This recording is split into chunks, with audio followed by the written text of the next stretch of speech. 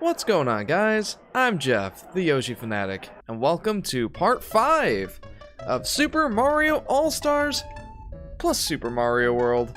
Guys, I've been looking forward to this live stream. We're gonna finish up Mario World today. Like I said in the Discord and in the chat, I'm sorry I'm late. My son was giving us some trouble going to bed. I don't know what it is. It just took him a long time to fall asleep, but you know, it is what it is. We're here now. We're ready to play some Mario All-Stars.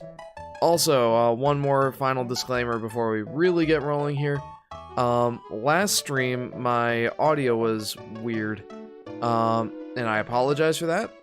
I hope it sounds better now. In my testing, it seemed like it was a little quieter than normal. I guess let me know if we're having any problems here. But yeah, sorry about all the technical difficulties. Anyway, why don't we get started here, guys? Welcome, everyone. Welcome to, my goodness, there's a decent number of you guys here. Welcome to Solar Flare, Plushpocalypse, J-Dog McFly, Scroop Troop, Ethan, and Jacob, and Aurora. Guys, thanks, everybody, for tuning in. Welcome to part 5 of Super Mario World. I just got on spring break, says Solar Flare. Very nice, very nice. Jeff, today 65 is in theaters! Yes. Yes, it is. Did you see my text? I'm thinking that this weekend would be a good time to go for us. Hey, Jeff, do another Blurm impression of him after getting a concussion after breaking watermelons with his skull. What does Blurm sound like? I know what he looks like, but what does he sound like? Anyway. Solar Flare says, I've been pretty sick recently. I'm sure a Jeff stream could help me feel better. I sure hope so. I sure hope so. Alright, so last stream, guys, we got a decent amount of the way through Super Mario World. 45 exits. We're about halfway through. It might take a little longer than, you know. I'm hesitant to say that we're halfway through. We're almost halfway through the number of exits, but it might take us longer than that to finish, because we're getting to the more difficult levels now. I did see that you're 1800 now, Ethan. Congratulations. He's like a chill surfer, minus all the surfer talk. Oh gosh. I don't know, Scroop Troop. I don't know what that would sound like. 45 exits, but you left all the hard levels for last. Indeed. Speaking of the hard levels, I did want to save these special levels until my regulars were here. You ignored my comments, says Plush. There was a lot of comments. Sorry. Plush says I've got some 7-1 lore. Happy Communist Luigi Day. Why is it Communist Luigi Day? Pretty sure it's Mario Day. Is it just because Mario's like Red Luigi? I don't know. Alright, anyway, I did want to wait until my regulars were here to do special levels. Here we are in the special zone. This is where we get to after we finish up the Star World levels and get the secret exit in Star World 5. My favorite Yoshi is Red Yoshi, because my favorite color is red, says J-Dog. That's a good reason for Red Yoshi to be your favorite Yoshi. Mine is blue. More accurately, the light blue one, because that's the closest to my favorite color. Hello, Tyon. Welcome to the stream. Z. Sure, why not? Welcome to the stream. I hope that you are doing grand. Okay, so this is one of those levels that has, you know, quite a few of the Yoshi. They're not Yoshi coins. They're called Dragon coins. They have Yoshi's face on them, but they're not actually called. They're not actually called Yoshi coins. They are. Okay. Oh, geez. No! Wait, no! What? No! I've missed so many. It's okay. But yeah, this is one of those that has a lot of Dragon coins. So if you play your cards right, you could get a lot of extra lives. And I probably should have at least tried to do that a little bit harder. Because, as you can probably tell, your life counter does not maintain its previous status before a power cycle, so I'm back to 5 lives, which is the default. Okay, Plush says my favorite is Black Yoshi because he's just so cute. Second is Pink because duh. That is completely fair. Solar Flare says, Jeef, how was Puss in Boots? I watched Megamind, it was good. I'm glad to hear that you enjoyed Megamind. I'll get back to Puss in Boots in a second here. Or Blurm could sound like a chill teen who sits and plays video games, even if he's in his mid-20s. I don't know, Scroop Troop. I think I'm gonna pass on the Blurm impression for now. Bloshi is the best. Is that Black Yoshi? Tyon says, still trying to play every new DLC course on Mario Kart 8 Deluxe. Yes, I have, and the Yoshi's Island track is spectacular. J-Dog says, in fact, when I play Yoshi's Woolly World and Crafted World, I always switch to Red Yoshi to play the whole game with. Very nice. It's nice that that's an option in those games. Jeff, will you buy me Shrek Extra Large for my birthday? No, Solar Flare. And I am enjoying your new server. I'm sorry I'm not, like, a regular there. I'm a background character. Yes, Jeff, only 200 points away from 2,000. Oh yeah, that movie was great, says Ethan. Jeff, I saw you playing Mario Kart 8 Deluxe a few days ago at midnight. What are you doing up past your bedtime? Enjoying the Mario Kart 8 DLC, my friend. It was better than I expected, says Ethan. Yeah, I agree. Puss in Boots was fantastic. I knew it was going to be. I pretty much knew the whole gist of the movie from just the clips I'd seen on YouTube. But I'm very glad that I did watch the movie. It was fantastic. Worth every bit of hype that is given to it. I don't know, man. Like, these days in modern Hollywood, you just don't get that kind of movie very often. It's the kind of movie that appeals to the younger demographic on the basis that it is a cartoon animated movie. And this level's really annoying, by the way. No! And that's part of the reason why. But yeah, it's great in that it appeals to a younger demographic while also having something to offer the parents that go with the children, you know? Because that movie really does tackle some pretty hefty themes, like facing your own mortality and being content with the hand that you've been dealt, even if it doesn't feel the greatest. And also, live life to the fullest, don't waste it, you know? So I guess it kind of deals with the whole concept of a wasted youth, but also, you know, being content with what you've got. The hand that you've been dealt. Don't dwell on the past. I think those are like some pretty big themes for an animated kids movie to tackle. It's great. The panic attack scene is great, says Solar Flare. Yes, absolutely. I am straight up gonna get a game over. This level, guys, is super annoying. The only reason that I've been dying so much is because I've... Oh my gosh, I haven't been careful. Speaking of not wasting your lives, says Aurora. Yeah, right. Who's the best character? I liked Perito. Perito, says Solar Flare. I mean, I like Puss in Boots. I really like Puss in Boots. But Death was a standout villain. Like, they did such a good job making that guy terrifying. I loved it. Klaus Wolfgang says, Hail Hydra, how are we doing today? Hey, Klaus.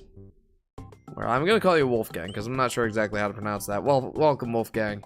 Welcome to Super Mario All-Stars plus Super Mario World. Part 5, Super Mario World. How are you doing? So we have seen it, Jeff, says Ethan. And now we're probably going to watch 65, and it's going to be worse than a kid's movie, lol. I look forward to watching that, too. Seems like it'll be interesting. Solar Flare, oh boy. Oh, I can't whistle, so I cannot do the death whistle, but that was pretty great, too. Everybody gets a BK stacker, tiny dancer, 2 linebackers to each their own. Burger, swagger, satisfaction, buffet at BK. Have it your way, your rule! Jeff, have you seen Ratatouille? I have seen Ratatouille. That one is great as well. J-Dog says no spoilers. Sorry. Sorry for the no spoilers thing. I'm not trying to spoil the movie. I kind of have. I apologize. Suffice it to say, Puss in Boots is great, and if you've been questioning how great can Puss in Boots really be. It's the sequel to a spin-off from a Shrek movie. Like, how great can it really be? I assure you, it is worth every bit of clout that is given to it. It's very, very good. Ask 7-1 what his favorite color is. 7-1, what's your favorite color? Jack Horner is the greatest villain, says Scroop Troop. I actually didn't care too much about Jack Horner. I felt like he was just supposed to be a background villain, and I think he played that role very well. He's not really supposed to be an important character. The rest of the themes are more important, I feel. Jack Horner's kind of just like, you know, oh yeah, he's here too. Burger King should give you a sponsorship with you promoting them every stream, says Aurora. Yeah, right? Honestly, BK, hit me up. I'll sing your silly rap commercials every stream. I don't really get tired of them. I don't know. No! Jeff, pretty please buy me Shrek Extra Large. I don't know what Shrek Extra Large is. Okay, Jacob posts Bring Me Back to Life by Skillet. Let's do that. I'm slowly getting numb. I hate what I become.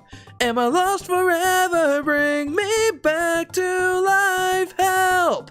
My body's getting cold. So far away from home. But you feel like heaven. Bring me back to life. Bring me back to life. That's Back to Life by Skillet. Love it. Obviously Death is your most favorite of the villains, right, Jeff? Right? Oh man, he's terrific. 7-1 says, I don't really have a favorite color yet, but I'm very drawn to warm colors. They feel like a hug or a fire. Depends on the color, really. Ooh. You'll have to let me know when you choose a favorite. I prefer the cool colors myself. I don't know why, I just do. I know I don't look good in warm colors. Like, there were some shirts being sold at work. We have a company like employee store where we can buy, you know, merchandise from our company, like just shirts with the company logo on them and stuff. And that's pretty nifty. But I'm a cheapskate and I don't buy things. So, and even if I were to buy things, there are things that I would prefer to buy rather than merch from my company. But there were clearance items, and there was an orange shirt, and it was extremely bright orange. And I held it up to myself. I'm like, I could not rock this. Absolutely not. I've got kind of like olive tones to my complexion, so that would definitely just not look good on me. Oh no, I'm explicitly inflating again. How embarrassing, says Luke. Yeah, that is exactly what happened in that level, Luke. Welcome to the stream, dude. Hang on. Jeff, I'm sick. Buy me the GameCube video game Shrek Extra Large, and it's my birthday. Please, it's not your birthday yet, first of all. Your birthday is at the end of the month, is it not? And second off, no, I will not be buying you Shrek. Buy it yourself. Or ask for it for your birthday from, I don't know, someone who will buy you birthday gifts. That is not me. Your birthday gift from me is picking the music for the stream. That's your birthday gift from me, the Yoshi Fanatic. Oh no! Oh crud! I forgot about this part. Jeez, man. Jeff, don't buy Shrek Extra Large. It's $20. You ignore me comments, a Script Troop. I'm sorry. That game is just making Shrek burp, and that ends the game. Is it? Plot twist, the charging chucks are the two linebackers from the VK commercial. How about that? Script Troop says, Blurm, lol, I broke the radioactive demon core. Oops. Why is so long, says Robbie World. I don't know. Why is what so long? Alright, Jacob posts more comments. Or more lyrics from Skillet. This is how we rise up, heavy as a hurricane, louder than a freight train. This is how we rise up, heart is beating faster, feels like thunder, magic static, call me a fanatic. The Yoshi Fanatic. It's our world, they can never have it. This is how we rise up, it's our resistance, you can't resist us. There you go. Jeff, bad news about Jameson. Oh no. What's going on with Jameson? Okay, so if it wasn't clear, these special levels are... Well, they're special, alright. These are absolutely the most difficult levels in the game. So obviously we're starting with them first. It's a great way to get back into the swing of things, if you ask me. But I did want to play these pretty early on because there's some pretty exciting stuff that happens when you clear the special levels. And I will describe those when we get back, or after we've beaten all the special levels. I'll describe, the changes that are going on. Ah! No! Greetings, friend! Happy March 10th, Mario Day, says Ow Nico. Welcome to the stream, Nico. And happy Mario Day. Welcome to part 5 of Super Mario All-Stars! Plus Super Mario World. Obviously, because I'm playing Super Mario World. Hehe. How are you doing? Oh yeah, it's Mario Day. Yes, it is. Absolutely. I went ahead and celebrated Mario Day early. I apologize, but may I ask you to read the comment I posted about my situation with Puss in Boots? Okay, sure. Sorry, J-Dog. I just hate how renting is like $35, so I'll have to wait for the price to go down so I can actually watch. Oh, sorry, hang on. Okay. I just hate how renting it is like $35, so I have to wait for the price to go down so I can actually watch it. So I've been trying to avoid things, says J-Dog. Christian says, hello, it's been a while. Hey, Christian, welcome to the stream. Yeah, J-Dog, I agree.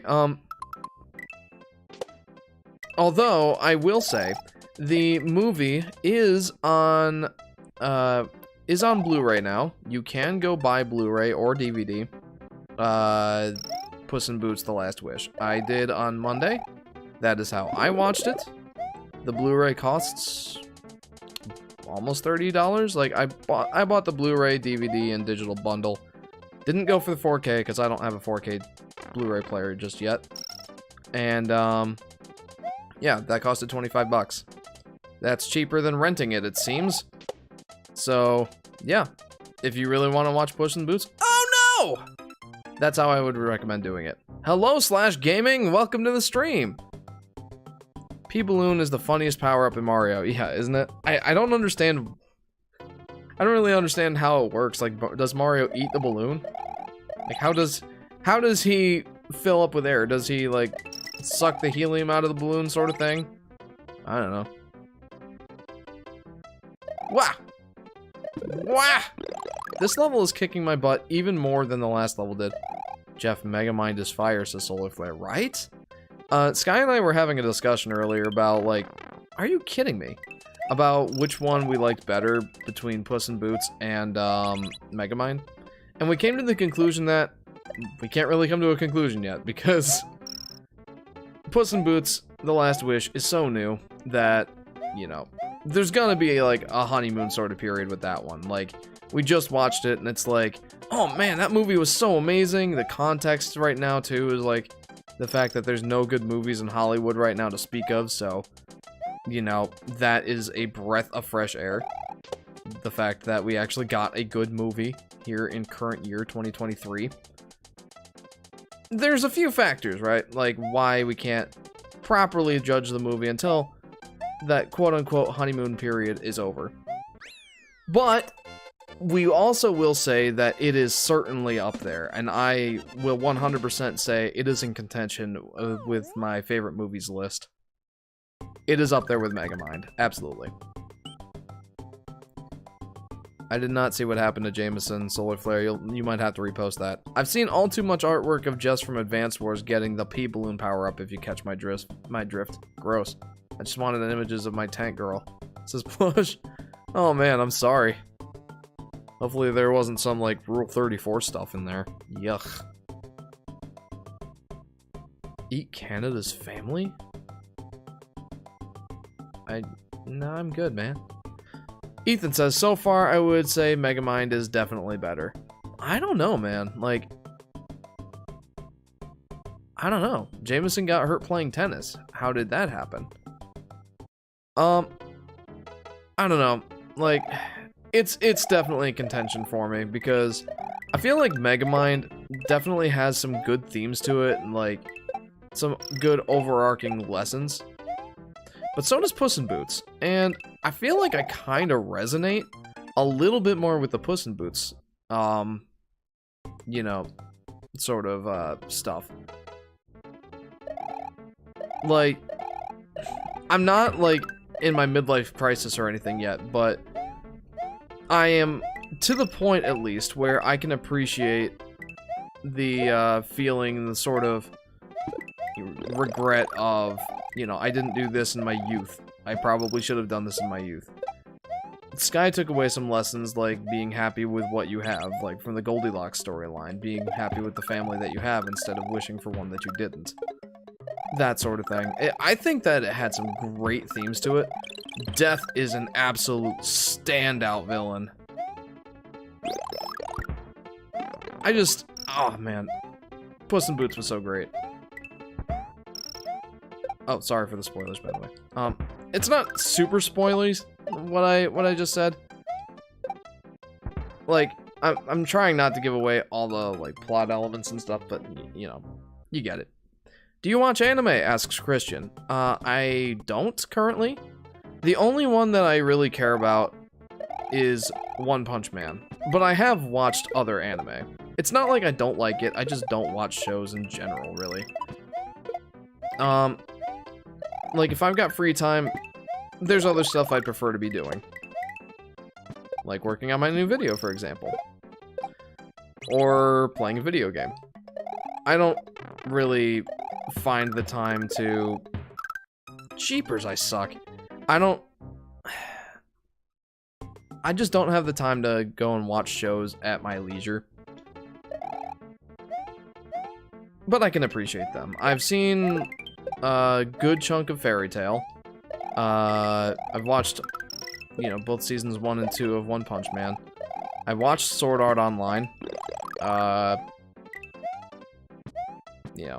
Season 1, part 1 is definitely the best. But the rest of it's kind of not as great. Subpar, definitely. Seen a couple episodes of My Hero Academia, but I'm not like a stan for that series. I don't know. Is it hard to make videos? Asks Robert. Sorry, Christian. I'd say so. It really depends on... Well, you know what? It really, really depends on what kind of videos you're making. For the videos that I make, they take a lot of time.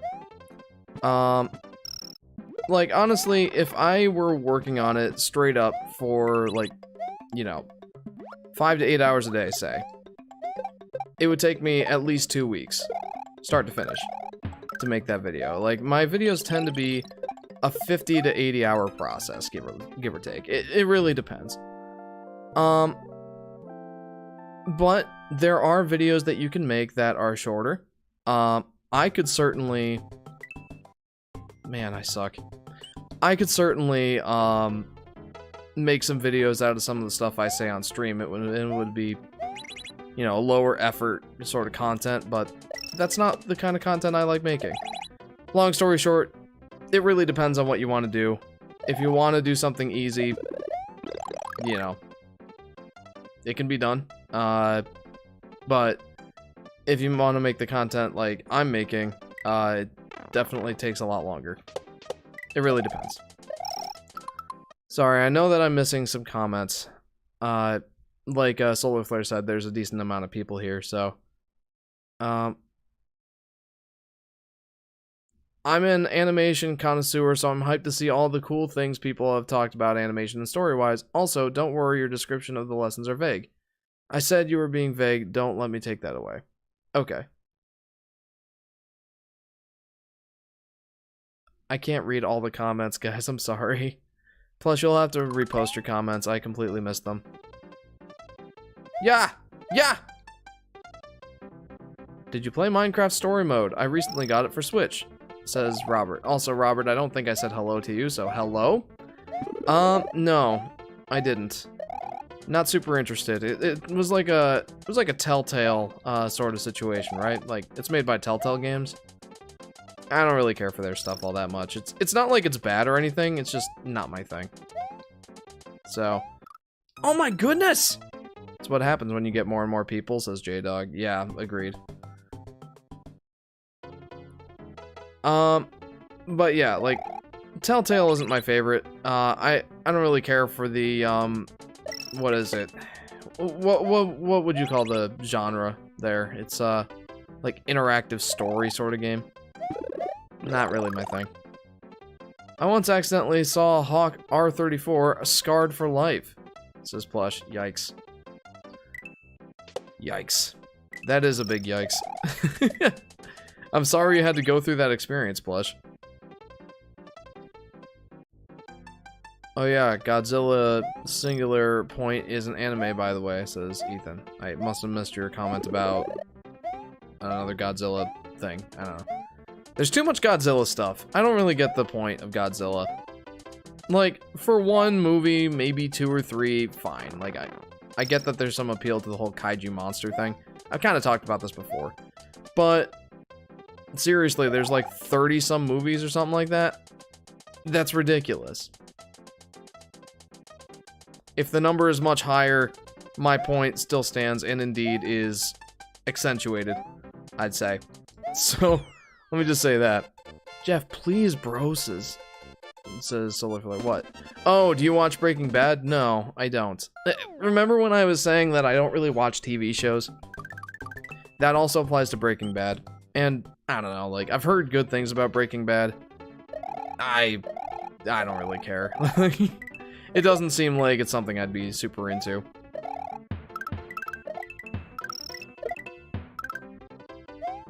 But yeah, like don't let me take away your enjoyment of shows and stuff, guys. I'm just letting you know what I think.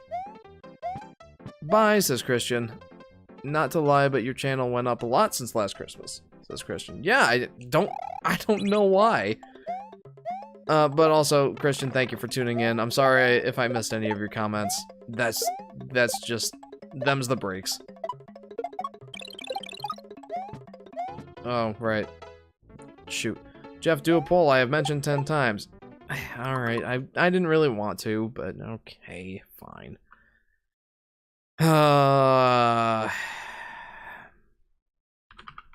Better... DreamWorks movie. Puss in Boots, The Last Wish, or Megamind. I pointed this out earlier. No wonder Jeff can't read our comments. There's 14 of us, says Ethan. Yeah, I'm sorry, guys. I'll try to respond to as many as I can. But just understand that if I miss your comments, it's nothing personal. There's a lot of them. I actually love both Minecraft Story Mode 1 and 2 a lot, and I seem to be in the minority, says J-Dog. Yeah, I don't really know much about the story mode of Minecraft. You know, like, all I've played is the vanilla experience. I guess I've played a little bit of modded, but boy, I cannot be bothered with Minecraft modded. It's great. Like, there's a lot of great mods. You got a lot of choices. But I talked before about how, for me, that's a bit of a problem, actually. It just ends up being too overwhelming. There's way too much choice.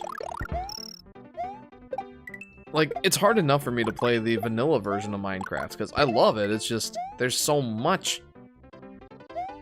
Like, you can play that game for 5 hours and not do anything.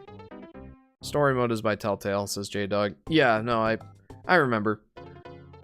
Story mode just... you know.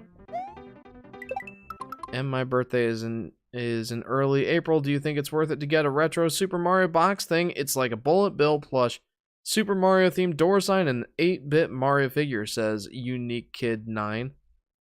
Well, Unique Kid, I don't know. I don't know what your tastes are or any of that. I'm not super into plush collecting myself unless it's Yoshi, but yeah, I don't know. If that sounds like something that you would enjoy, I don't know. Go for it. And welcome to the stream. Can you please stop failing, Jeff? Alright, well, I'm gonna have to stop reading comments for a second. Because that's taking a lot of my focus. Also, did I know I mentioned that these are the hardest levels in the game, right? Like, these are not easy. I promise you this. But I can do better. I can, and I will. I did better. Let's go ahead and wrap up that poll. Also, this is like the only above ground snow level in this game. True, didn't think of that. We have 4 votes for Puss in Boots: The Last Wish and 2 votes for Megamind. And like I said earlier, I'm undecided, and I have to wait until like the honeymoon phase is over for Puss in Boots, right? Because like right now, that I want to go back and watch that movie again. Frankly, it was terrific. It was a great movie, and again, part of my thoughts there might be colored by the fact that, you know, we haven't gotten a good Hollywood movie in a while. Or at least not a notable one that I remember. So, I don't know if I should use this now, but I'm going to. Ooh, yeah, extra lives. Definitely needed to get that star. I mean, I could have brute forced my way through it, but I'm glad I got the star. How about that? That made it a lot easier. Aoneko says, there is no Easter Bunny, there is no Tooth Fairy, and Nintendo is Disney of the gaming industry. Oh, don't say that. Please don't say that. Disney is...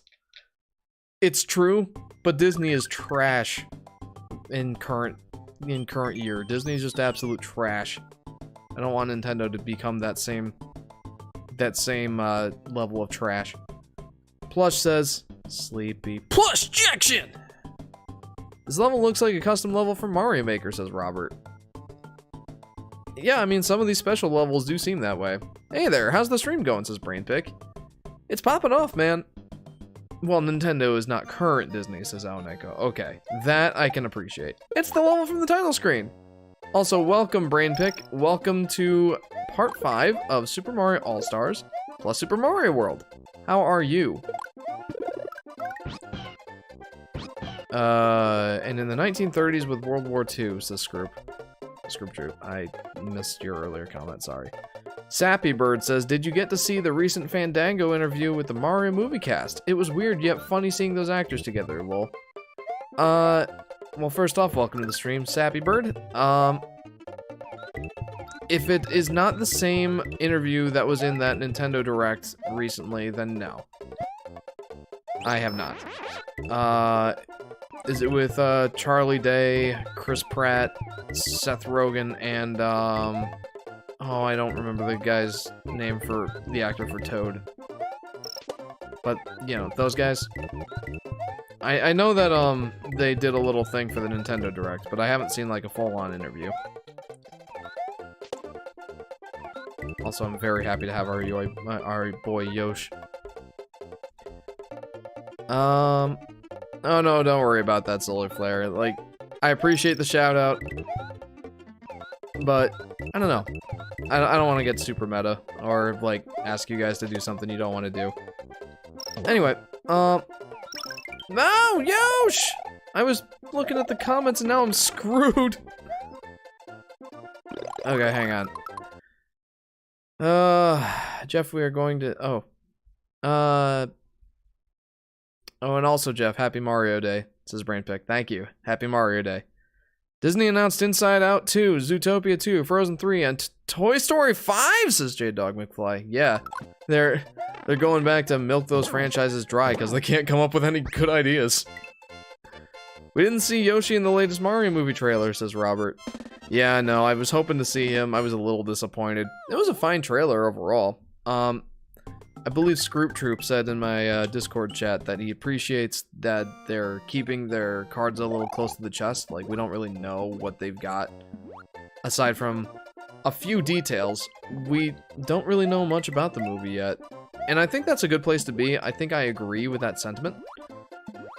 I just want to go see the movie, man. Like, I want it to come out already. I want to go watch it. Flower power! Says Plush.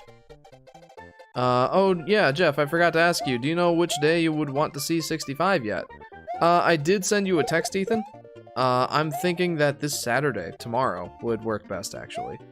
Sky and your mom are getting their hair done together, so we're gonna have to watch the kids at your place. But, after they get back, it's movie time, baby. What do you think? Let me know. Hi back, says Jacob. Welcome back, Jacob! Good night and have a good week, says Robert. Robert, thank you very much for tuning in. I'm sorry if I missed your comments, but I appreciate you tuning in, and I hope to see you again. Jeff, do you think you'll ever see Cocaine Bear? Not a chance. No interest. The trailers looked hilarious, but aside from, like, the initial hilarity of that trailer, I don't know what the rest of the movie has to offer. Plus, not a big fan of drugs. I don't know. Not really interested in seeing that movie. Yeah, Yosh! Let's go! Yas, says Ethan. Sing Moscow, I'll post the lyrics. I will probably not know the tune, man. If Mario has a day, Luigi has a year, when are we getting Yoshi Decade? Says Brainpick. Oh, man. Yoshi Decade, I'd be totally down for that. Come on, you don't want to lose a few brain cells? No, man. I need all the brain cells I can get. I wish Megamind was on Netflix, says Aoneko. It was a little while ago. Yoshi Decade! Says Plush, right? Yes. I'm a big fan of that idea. No, duh, being the Yoshi Fanatic. Of course I'm a big fan of the idea of Yoshi Decade. No, I'm sorry, Yosh! I'm sorry, Flower! Ah! Ah! Why? I like these levels, though. They're fun. My gosh! I just suck at them, that's all. No! Yosh, come back here, my friend. No! No, Yosh! Please, no! Mario has a day. Luigi has a year. Yoshi has a decade. Wario has a century, while Luigi has a millennium. I punched my popcorn ceiling. Ow. This is Plush. That does sound painful. And Princess Daisy has an hour. Here's to you. Hey, brother. Ho. Hey, hey, hey. Moscow, Moscow. Throw your glasses at the wall and good luck to all. Ho, ho, ho, ho, ho. Hey. Moscow, Moscow. Join us for a hazard chalk. Yeah, I have no idea what that sounds like. But my parents' budget for presents is $30, and I may get some money. Grandma, and have you ever gotten... No, she called. There's a pretty cool-looking Yoshi RC car, says Unique Kid. You know, like I said, whatever sounds good to you, man. You know, go for it. I can't really advise on birthday gifts ideas because, well, you know, that's a very kind of individualized topic, you know? Yeah, just go with whatever sounds good to you. For my birthday lands right around Father's Day, so most of my gift is just getting together with both sides of the family and, you know, getting together for a grill out at the lake. I make cheeseburgers. It's a great time. No, Galoombas! Stop us! Yes. I mean, like, I do get gifts and cards, and that's very nice. I appreciate that. But the main thing is getting together for a nice summertime day at the park. It's become one of my favorite summertime traditions now. Crud! Gosh! Reggie has a solar system? Definitely. I will never want to live in a world where Mario has a century. Or where Wario has a century, says J-Dog. Can you imagine a Wario century? Like, we just get tons of Wario games for an entire lifetime. Solar Flare would be in, like, heavenly bliss. Ah! And how many games did we get for Luigi in the year of Luigi? We got Mario and Luigi Dream Team. New Super Luigi U, I feel like, was a year of Luigi thing. Wasn't Luigi's Mansion 2 a year of Luigi thing? What else? I feel like we got quite a bit for our boy Luigi. So imagine what a century of Wario would be like. It'd be nuts. Jeff, come to Ohio and we can eat at Wario's. Hey, I'll let you know if I'm ever passing through. I'll let you know if I'm ever passing through there, and if I do, I will let you know. Then we can eat at Wario's and give our hot takes on the food, I guess.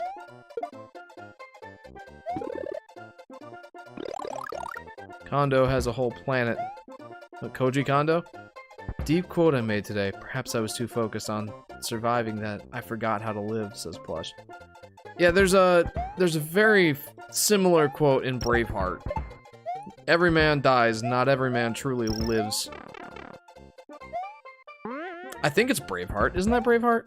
I haven't actually seen the movie, but, you know, I know the quote. That is a similarly deep quote, Plush. I appreciate it. It's in downtown Columbus, the capital. Yeah, like I said, I'll let you know if I'm ever going through there. Jeez, man! Got a Wario decade in the 90s to the early 2000s, says Luke. We did get quite a few Wario games then. That was when the Wario Land series was taken off. I wonder if I can bounce off of the fire with my spin jump. Probably not. Wario World came out in, like, what, 2002 or 3? Sometime around that. Ah! Gosh, this level is kicking my butt. No!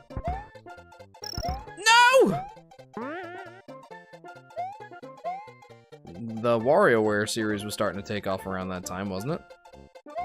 Like, the first entry was on the Game Boy Advance, so that's early 2000s. Yeah, Wario did get a lot of love then. It doesn't get quite as much love now.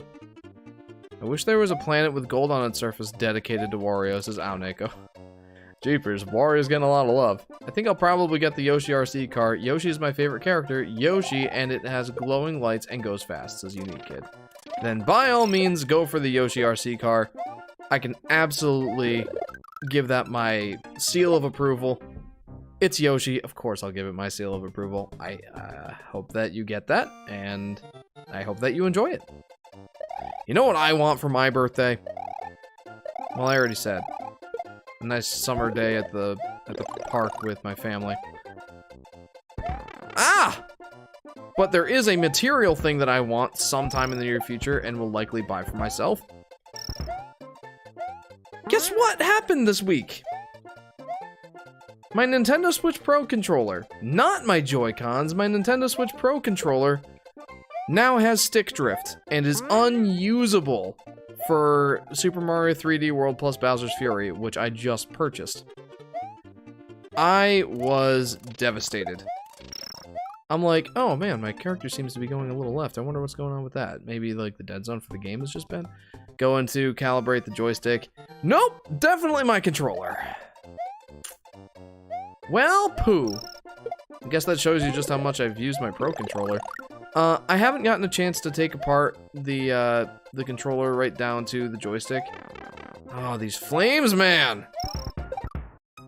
But I do want to try cleaning the joystick one more time, see if that solves anything. But if that doesn't work, I will attempt to purchase a new controller. I'm missing some comments. If anyone deserves a planet, it's Miyamoto. Sure. Miyamoto is responsible for some of the all-time greats in video gaming.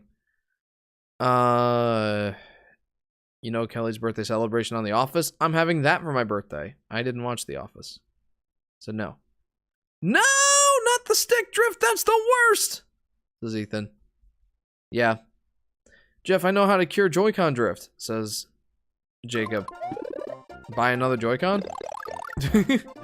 There's ways.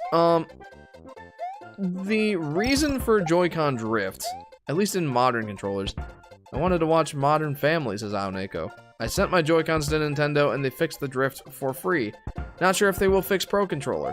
Probably not, because it's not a super big design flaw, it's just how joysticks are. Like, modern joysticks... Look up how to fix Joy-Con drift by Nintendo. I haven't seen his video, but I have seen some from Spawnwave that, you know, you can take the joystick apart, you can clean it, because most of the reason that joysticks start to drift is because the way that they work is by physically rubbing a sensor on the inside of the joystick, or there's some physical contact that's happening, moving parts rubbing against each other, and some of those elements are causing a powder that interferes with, or they're creating a powder that interferes with the sensing of the joystick. And as a result, well, you get joystick drift. It just can't sense your joystick's movements properly. So sometimes they'll need a cleaning, but during that grinding down process, it also... Why did I jump there? Hey, I like pink, says 7-1. Very nice. Jeff, I saw you made a community post. Yeah, I'll get back. I'll get back to that in a minute. But, you know, because of that, it's kind of just a design flaw that's inherent in most joysticks right now. The DualSense 5 is very much the same way, has a very similar issue. And I think that's just the case with most modern joysticks in general. Like, the most popular modern joystick to be, you know, manufactured by companies now are those controllers that will get joystick drift. And they're all like, oh no, your joystick is drifting? Oh, that sucks. Well, maybe you'll just have to give us another $70 for a new controller. What a shame. Pockets the $70. But, and I get it, like, from a consumer standpoint, that sucks, but from a business standpoint, they're like, yay, more money, hooray. It just sucks, it really does. What I want is to just replace my Pro Controller's joysticks with Hall effect sensors. Those Hall effect sensors, I'm sure you've heard the name Hall effect sensor, but in case you haven't, it's basically a joystick that instead of physically rubbing stuff together on the inside of the joystick to measure, you know, measure where the joystick is, instead of that, it uses magnets. It doesn't physically touch on the inside of the controller. That is definitely the superior system. And I would love to get some joysticks for my Pro Controller. However, I don't believe they manufacture those, at least for the first-party controller. There are alternative controller options that do have those Hall effect sensors. The ones I'm looking at right now are the King Kong Gully Kit 2 controller, or the Gully Kit King Kong 2 controller, and the 8BitDo Ultimate. Those are the ones that I'm interested in at the moment. Yay, 1 extra life. But yeah. I'm going to see if I can't pick up a new screwdriver that will help me take apart my Pro Controller. See if I can't clean out the joysticks. And if that does not solve the problem, or if indeed I make it worse, which is always a possibility when taking apart controllers, I will resign and just pick up an 8BitDo Ultimate Controller. What a very deep rant about joysticks, says J-Dog. Well, it's definitely been on my mind the last few days. I've finished Mario 3D World's Bowser's Fury mode. I always hate it when that happens. But yeah, I've done that. How do I get through this now? I guess I can just fly. Like, I've gotten through the game, but for the majority of my play sessions, I had to just use my Joy-Cons. And compared to the Pro Controller, those things just don't have the same feel. It was very much a less than optimal experience, though I still very much enjoyed the game. Anyway. Solar Flare says, me and my friends have a group chat, and the profile picture for it is a pic of our English teacher. That's very funny. Also, Solar Flare, yes, I did make a community post. I figured, you know, not everybody who not everyone who subscribed to my YouTube channel is in my Discord or in the know about how my newest video is going. So I wanted to let people know, hey, like, thanks for subscribing and all that. If you're new, sorry I can't put out videos very often. It's just how it is. But I am working on the next one. Oh my gosh!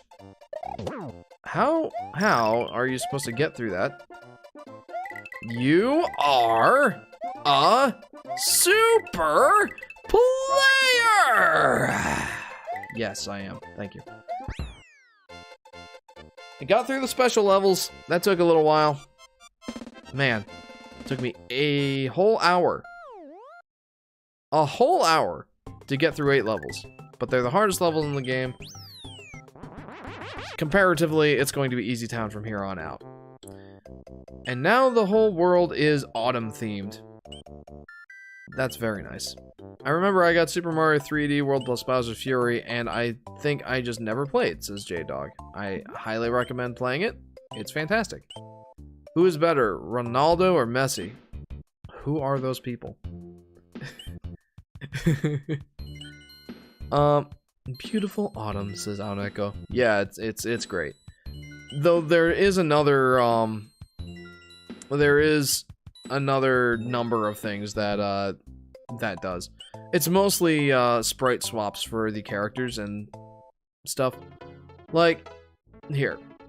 There's some Koopas in this level, but they might look a little silly now. How do you not know Ronaldo and Messi? I don't. I'm sorry. Who dat? Alright, now the Koopas have Mario masks as their shells instead, well, of their shells. And it's kind of terrifying. I know them and I don't even watch the World Cup. Sorry. I apologize for my ignorance, but I do not know these people. And boink, boink, boink, boink, boink, boink, boink, blip, blip, blip, blip, blip, blip, blip. Got a few extra lives there.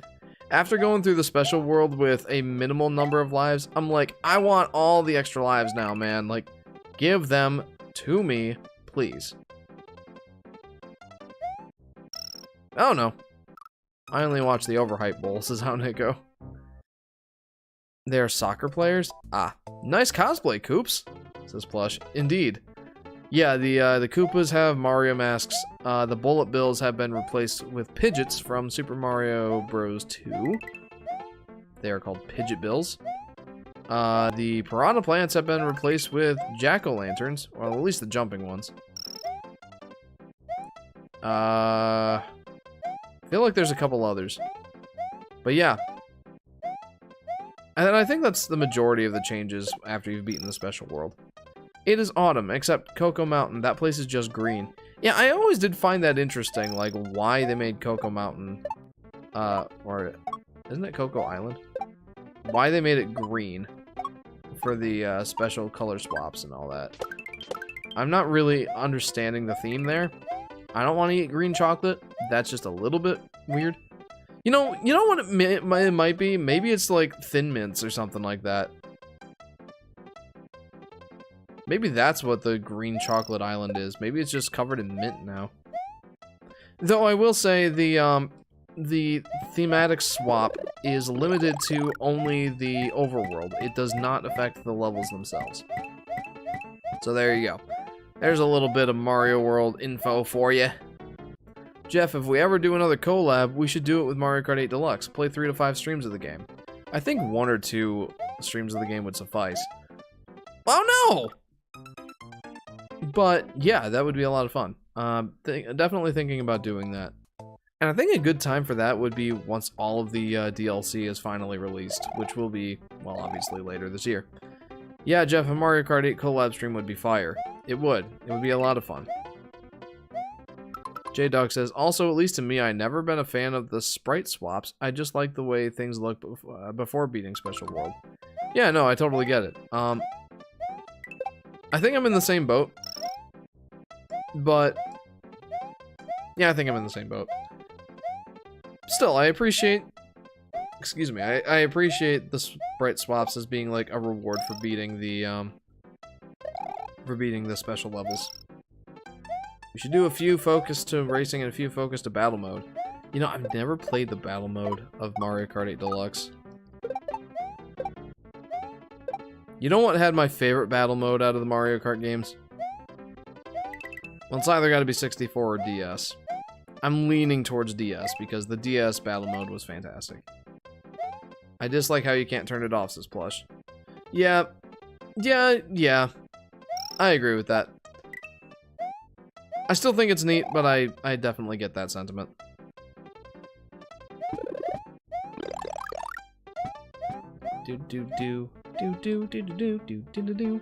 I really gotta get my head in the game here, guys. I'm sorry. I have been stinking at this game as of late. DS was the best, says Jacob. Just overall or the battle mode? Either way, like, DS is definitely a nostalgia trip for me. Blip. Blip. I have Joy-Con drift both up and down at times, but I just deal with it, says J-Dog. Man. I don't know, man. I don't think I can deal with it. It's just very, very annoying. Mario Kart 8 Wii U battle mode was horrible. Yes, absolutely. I don't know why they thought just playing the battle mode on the regular tracks was going to be appealing to literally anyone. Oh, you know what's a benefit of the sprite swap here for the Koopas? The blue and yellow shells are now much more plentiful. Particularly for the blue shells, that is a benefit, because with the blue shells, Yoshi gets to fly. And that's magnificent. I think that these ones would have been blue shells regardless of the sprite swap or not. But, you know. Like I said, they are definitely more readily available for use, let's say. I'm not gonna go down that pipe. I think it just leads me to a big fish. A big fish! No! I screwed up! I wanted Yoshi, man. I did. I wanted Yoshi. Ugh. That's a sadness. You guys know what a sadness looks like? Well, you do now, because that's what it looked like. Still beat the level, though. I really love your content. Great to see there's someone who loves Yoshi as much as me, says Vacuum Blink. Well, thank you very much, Vacuum Blink. I appreciate that. Yeah, welcome to the stream. And apparently welcome to the channel. Can I have moderator? Says Unique Kid. I am pretty picky about who I give moderator privileges to. Let's just say that if you're going to be a moderator on here, I have to trust you. You have to be someone who's subscribed for a while and watches my stuff consistently. And if you express interest in the moderator part. And so far you fulfill one of those. But no, it's gonna be a little while before I give you moderator, if I do. So yeah, I take the whole moderator thing a little bit more seriously than most channels of my size. We went to the Arnold Sports Festival and I got a selfie with Arnold Schwarzenegger, says Solar Flare. Yes, that was awesome. Very cool to see that. Gosh, those guys are no joke. Okay, let's get out of this level. I wanted to show you guys something cool, if I can pull it off. If you've seen my top 10 video, well, let me start with a little bit of a backstory, a little explanation here. There is a level coming up where, in order to get the secret exit, the most popular and indeed easiest methodology is to sacrifice Yoshi and jump underneath the end of the level tape, and you will be given another section to play through, and there will be the secret exit at the end. It is extremely difficult to get through that section with Yoshi, but you can do it. And I'm going to try to do it. It was kind of almost like supposed to be a response to how Ant Dude in his Woolly World versus Crafted World video, how he showed Mario sacrificing Yoshi on this very level for that very exit. You know what? First of all, let's get this. I want to showcase this. This is one of the ways to get Blue Yoshi. Anyway. Well, that was fantastic. No! I'll get back to that. Wow.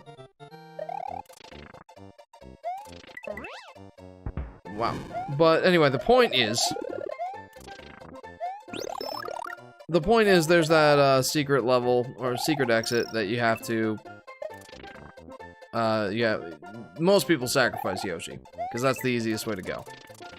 But like I said, there is a way to get through the level and to that secret exit without playing the sacrifice play.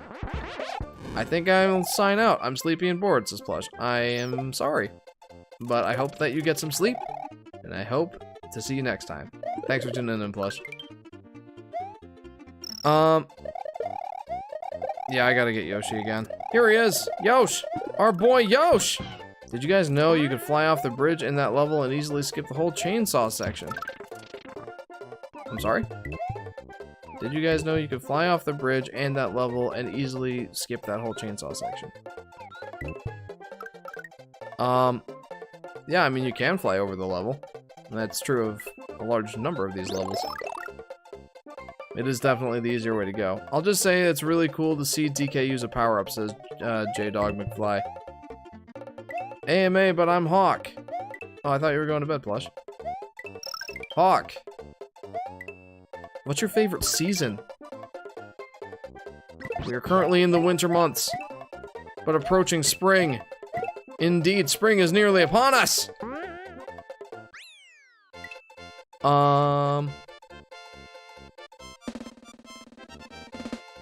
Yeah, J-Dog, that was pretty cool to see DK use the fire flower. Man, I'm looking forward to that movie. Really, really looking forward to it.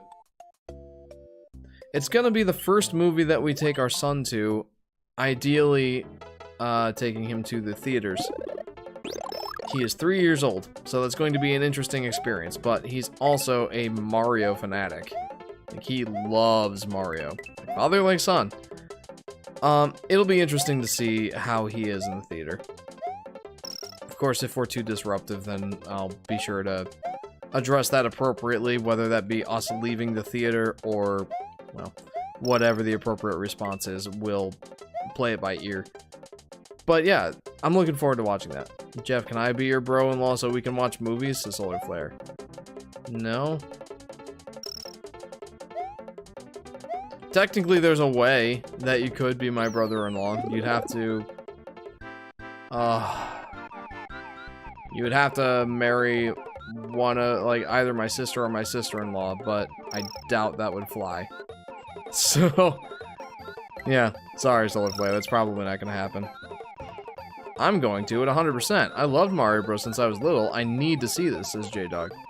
Sorry, to be more specific, every time you start to land, assuming you're on Yoshi, you'll... Hang on. Where am I? Okay, there I am.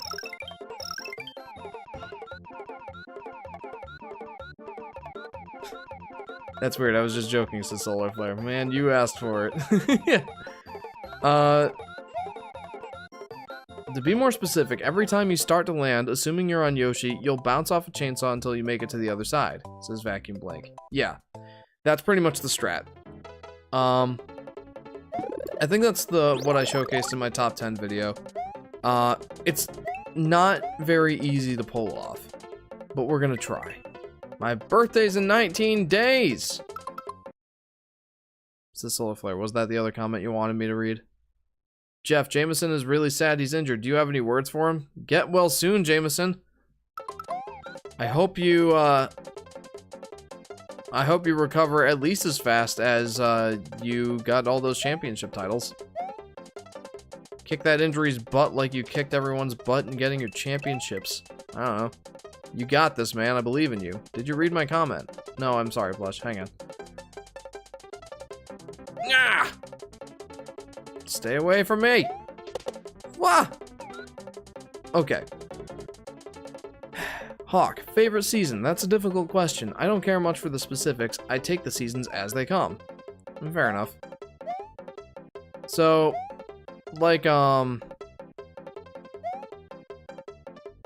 Vacuum was saying, Vacuum Blink. Crud. I screwed up. Keep that speed going, Yosh! Yeah. Like Vacuum Blink was saying, that's pretty much the strat for getting Yoshi through that section. Hey Jeff, I'm back. Hope everything's going well. Yeah, thanks Brainpick. I appreciate it. Yeah, it's going pretty well. We got the special world taken care of. And we showcased that you can get to the special level, or the special secret exit of that level without killing Yoshi. I doubt I'll be keeping Yoshi through this level, though. This level is, definitely not easy. So I'll say that if we are able to maintain Yoshi through this level, it'll be a miracle.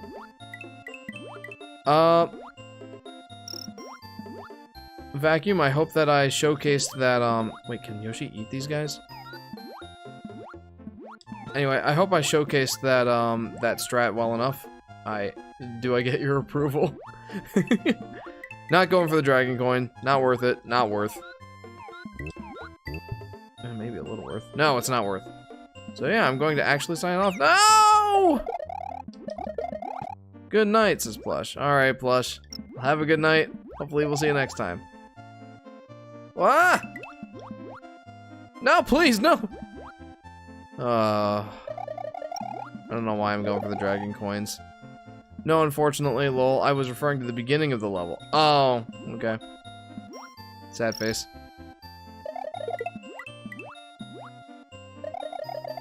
You know, maybe I should have tried that. Although it's easy enough to get through it while just standing on the platforms as normal. You can definitely get through it while bouncing off of the chainsaws as Yoshi. Jeff, I was wondering, Mom said Sky was coming over at 12. Will you be coming over at the same time? Asks Ethan. Yes. Yes, I would be coming over at the same time. We will be watching the children while Sky and your mom go to get their hair done. So, that's the deal for tomorrow, Ethan. I hope you're looking forward to it. I know I am. Alright, let's do this. Let's beat up Ludwig and take his castle over. World 4, I think, is one of the shorter worlds in this game. Maybe not if you do both. If you do both, both paths. Jeff, I'm sick. I need rest. I might tap out, says Solar Flare. Alright, man. You do what you gotta do. I hope you get better soon. Ludwig, the famous streamer. Yeah, right? We're taking over Ludwig the streamer's castle. If Ludwig the streamer has a castle, I'm jelly. A little bit. Though if it has lava, I guess I'm not that jealous. Maybe I should be, because, like, that's fantastic heating. If you're able to harness the heat of the lava, I mean, that sounds like it'd be fantastic for heating a house.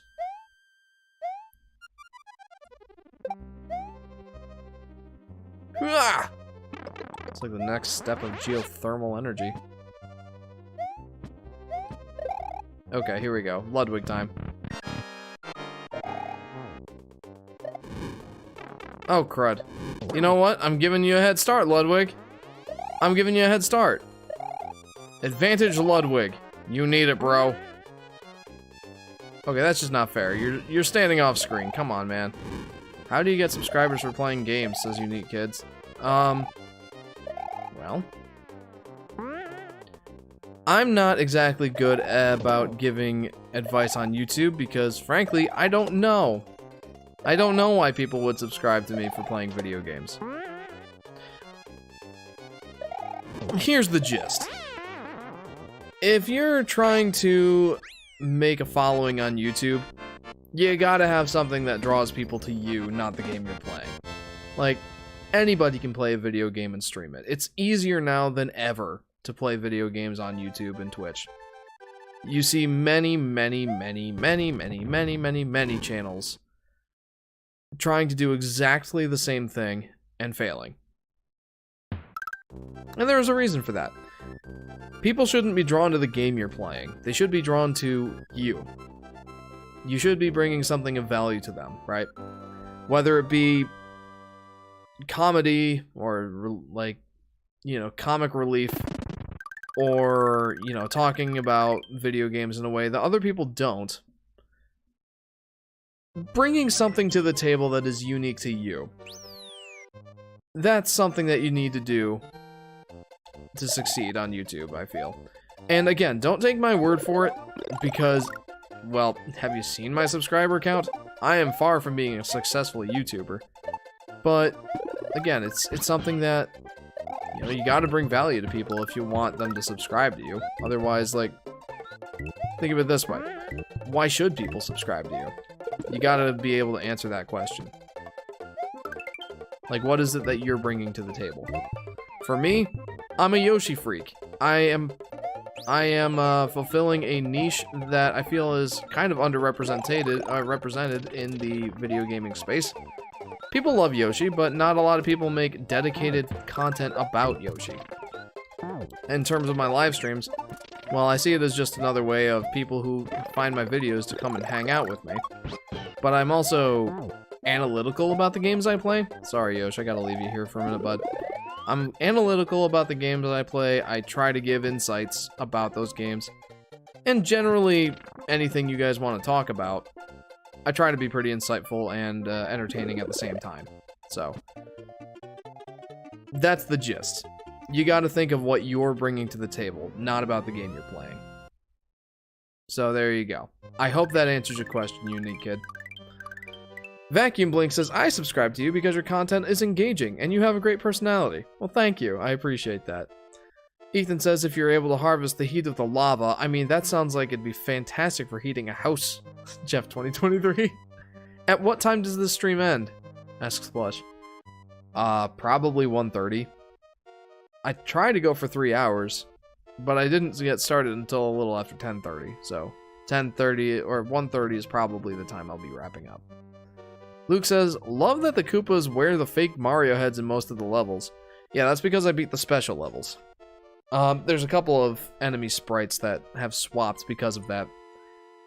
Plush did bring up the fact that, well, she bemoaned the fact that you cannot turn that off. Like, if you prefer the look of the Koopas, well, you gotta start a new profile. That's it. Like, you can't turn this off once you've unlocked it.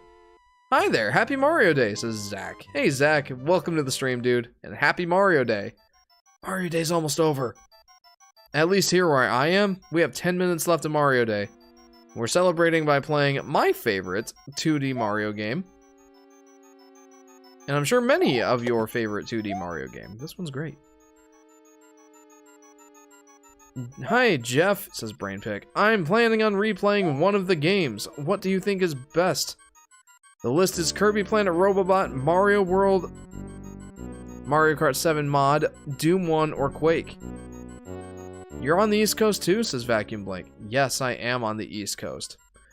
Out of those choices, it's gotta be Planet Robobot or Mario World. It really depends on if you like Mario better or Kirby better. Because both of those games, I feel, are the pinnacle of their respective series. At least their 2D ones. It has been written in the awe-inspiring book of the quotes of Jeff. Also, I could tell it made you laugh at the end there. Lol. I'm gonna skip that. I would probably be struck by the Boo Diddleys if I went for that Fire Flower. I will not be going for this. Ah! No! Stay away! Planet Robobot is my favorite Kirby game. Definitely play that. This is Vacuum. I've played Triple Deluxe, but I've heard that Robobot is substantially better. I don't even know if I want to say substantially, but people definitely seem to enjoy that one more. That's a nice rare item, the 3 life moon. I like that one. It's cool whenever we get it. I think we are going to end up plowing through the rest of this game. I know this game pretty well, and now all we have to do, we've already done Star World, we've done Star Road, we've done the special levels, and now it's going to be a pretty much straightforward, I say straightforward as we're in the Forest of Illusion, but I think you get my drift. It shouldn't be that complicated to play through the rest of the levels. I think we've got this in the bag, boys and girls. Guys, I just did the impossible. I just plugged in my USB cable the proper way on the first try. This is Jacob. Nice. That's always a good feeling. I'm guessing it's a USB Type A, not a USB Type C. Because if it was a USB Type C, that would be significantly less impressive. I've seen memes on, like, Facebook, you know, when I used to use Facebook. No, please! Wow, that was wonderful. But I've seen memes on Facebook, like, you know, you try to put in the USB Type A into the USB port. First try, it doesn't work. Try the second try, doesn't work. Then you flip it around just the way you had it the first try, and for some reason it works. Has that ever happened to you guys? I know I've had that happen. I played both games. Planet Robobot is a bit later of the release. Yes, it is. And I must say both are some of my favorite Kirby games. Triple Deluxe is beautiful. Planet Robobot is as cool as heck too.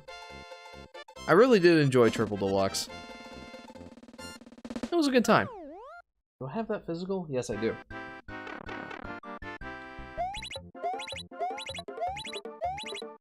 I'm not the hugest Kirby fan, but I definitely enjoy his games. I really, really want to try the new 3D game. Well, at this point, it's not really new now, is it? But, Kirby and the Forgotten Lands. I really want to give that game a try. I can't tell you how much I've suffered from that. This is Jacob. Yeah, no, I'm in the same boat. As somebody who has to deal with unplugging and replugging in his keyboard quite a bit. Like I have a work laptop here just in case I need to work from home. So I very frequently have to switch my keyboard over to my work laptop from my gaming PC. Dude, come on. I don't want your spinies. I don't want them! I'll take your cloud, though. What I really want is a monitor with a KVM switch on it. So, whenever I upgrade my monitors, whenever that's gonna happen, I don't know when that's gonna happen, but whenever that happens, I'm gonna make sure it's got a KVM switch on it for the USB ports. Then I can just, you know, flip a switch, and I'm on, my PC or my gaming laptop, depending on which way the switch is, obviously. Oh, that was sick. Oh, that was sick. Did you see that? I'm very happy about that. Don't sleep on Forgotten Land. You have to play Forgotten Land. It's incredible. This is Vacuum Blink. I really want to. I'm probably going to wait for a sale. $60 is a little bit much for me to want to pay for that game. Especially considering, like, I've already bought 2 games so far this year. Soon to be 3 in May with Zelda. Like, I bought Metroid Prime Remastered, which is going to be my next playthrough, by the way. I bought Mario 3D World plus Bowser's Fury this Monday. Due to the whole, Mario Day thing. No! I want to get up there! No, there's nothing up there. And I will also be playing, or buying Zelda Tears of the Kingdom when that comes out. So, yeah. I'm dropping a lot of money on games. Something I'm not used to doing. Oh, Jeff, you know something funny happened yesterday. Heaven came home with the Spyro Reignited trilogy. Of course, I already have that. You got me it. This is Ethan. Oh, was she thinking, hey, Ethan, I've got this new game that I'm sure that you'll love playing. It's Spyro. We played this a lot as kids. And you're like, oh, yeah, thanks, Heaven. I already have it, but thank you. Oh, I screwed up. I mean, I could get that fire flower. Jacob says, Jeff, if a snack gets stuck in a vending machine, do you A, stick your hand in the slot, shake the machine, punch kick the glass, ask for help, or all of the above in that order? It really depends on how hungry I am. Like, if I'm not all that hungry and I'm just getting a snack from a vending machine, and it doesn't work, it's like, well, maybe this is a sign from God that I shouldn't be eating this thing. I know that it's not good for me. Oh, man. But no, I've definitely been known to shake the machine. I don't slap it or kick it or shoulder check it like some people do. But there are definitely times I will fight. I will fight for that snack. All of the above is not a good idea. It's always best to get support, says Aoneko. Aoneko has the correct answer. But I will admit my violent side does sometimes come out if I'm like hangry, go for a snack in the vending machine, and it just doesn't come out. It's like, first of all, I wasted $1.50 on a cinnamon roll, and it's stuck! Ah! That sort of thing.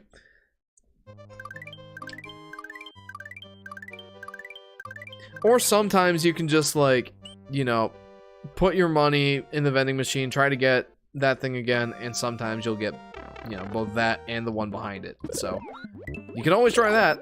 That's always a good shot. Always something good to try. Is playing a game for an hour on a video that's not a live stream, would that work? Asks Unique Kid. As someone who ran a Let's Play channel, that's what you call those. That's what you call that kind of content, is a Let's Play or a playthrough. That was a very popular video genre to do back when, you know, YouTube was a bit newer of a thing. The Game Grumps really popularized that kind of content. But I think that the day of Let's Plays is not over. There's still very popular YouTubers that do Let's Plays, Markiplier, PewDiePie, the like. But that's the thing, they're already popular. People already like them. And I ran a Let's Play channel for like, oh, how long? How long did I run that channel? Like, we started it in 2014. I pretty much left it in 2018. We still did content up through 2019, but not the same content. Let's call it 5 years. I ran a Let's Play channel for like 5 years. And the only reason we got up to 200 or up to 400 subscribers at the time was because of a raid from a larger YouTuber, that being Fearsome Fire, if anybody is familiar with him. We got a large raid from him, had like 400 people in the chat, 200 people subscribed just because they wanted to get our number up to 420 for the meme status. Long story short, no. I don't think that doing a Let's Play or Let's Play content is going to guarantee you success. In fact, I almost guarantee that it will not net you success. It's one of those things that,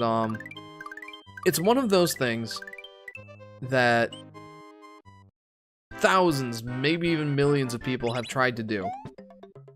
And it's that thing where it's been done before, so why should people watch you? Like, what makes you different from everybody else?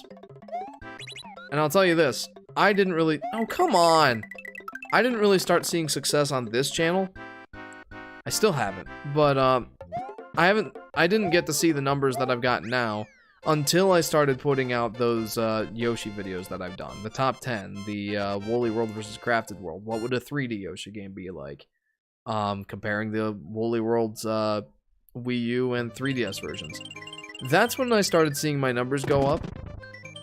And again, take everything I'm saying with a grain of salt, because I am not a successful YouTuber. by any stretch of the imagination. But on a relative scale, I didn't start seeing any sort of success until I started posting more interesting content. Content that not a lot of people put out. Content that really, it's unique to me. So, no, I don't think a Let's Play is going to do it. It's something good to get your foot in the door and figure out, like, your editing style and all that. And, like, kind of figuring out how things work. I think it's a good basic step, but it is not going to be the thing that draws you success. So, I hope that helps. Brainpick says, and recently I finally managed to complete the promise I did to myself a couple years ago. Beating the true Coliseum in Planet Robobot, which was either so hard or I'm just very bad at it.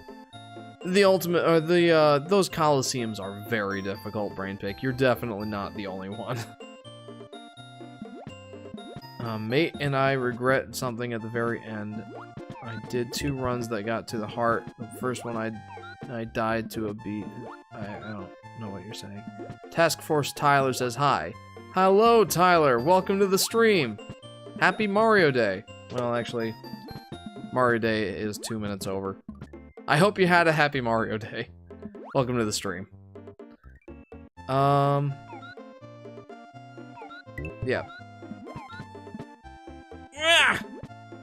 So, I should probably mention this, why I'm playing so many of these levels more than once in this area. I mentioned in the last stream that the levels that are represented by a red dot on the map have more than one exit. And in order to 100% complete this game, well, you gotta get all the exits. There's 96 in total. But in this world in particular, this is called the Forest of Illusion. And the Forest of Illusion, well, you can already see there's a lot of secret exits, and the secret exits are the ones that really move you forward in the level.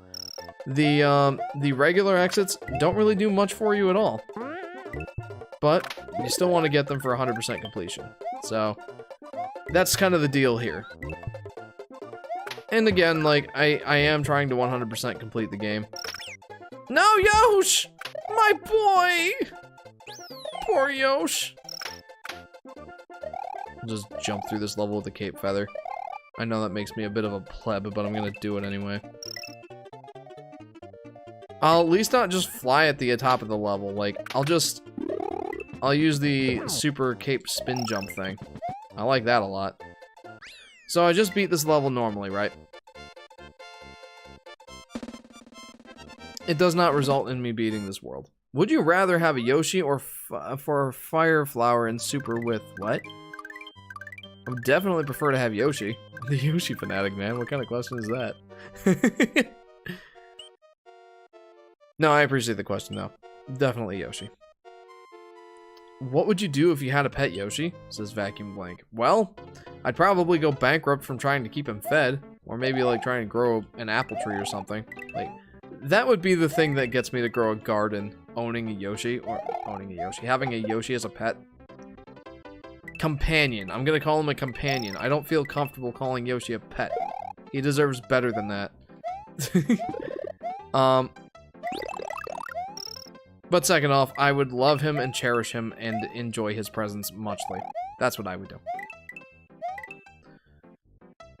Jeff, have you watched 25 Ways to Kill a Yoshi?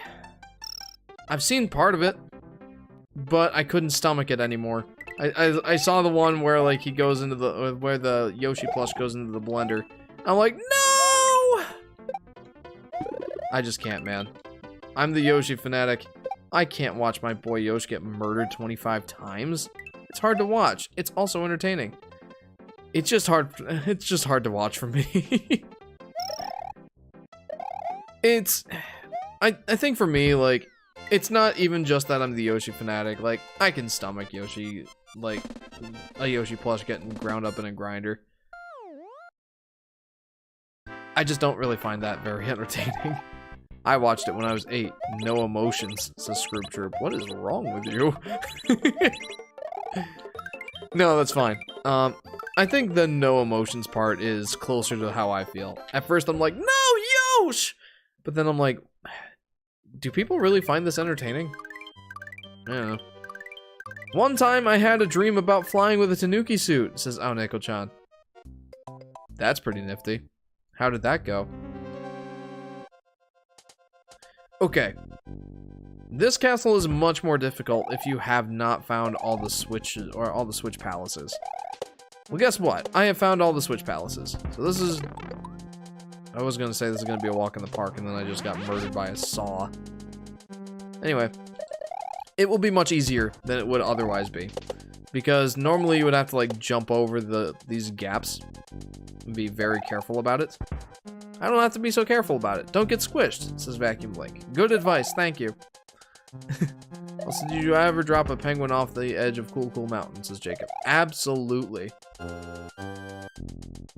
Hello, Mr. Oh no! Mr. Dazed New Yorkers and Andrew Cruz. Hi, guys. Welcome to the stream. Am I really getting new people watching, or are y'all just someone else? Like, I have had people pretending to be other people in my stream, so I'm a little bit cynical. Sorry. But if you're new, welcome to the stream. I hope you enjoy it. And I hope you're having a great day. The penguin sucks. It's a Scroob Troop. Poor penguin. He didn't do anything wrong. He's just a penguin. That said, of course, I've dropped those penguin guys off the side of the cliff in Mario 64. There's been recorded footage of me doing that. It's my day and yours, actually. This is my days and your. Oh, okay. See, NY is the abbreviation for New York. That's why I got confused. It's my day and yours. Okay. What should I call you? Should I just call you my day? I think I'm going to. Unless you would prefer something else. I did the same exact thing last time. Welcome to the stream, though. I like throwing him off the mountain, says Scroob Troop.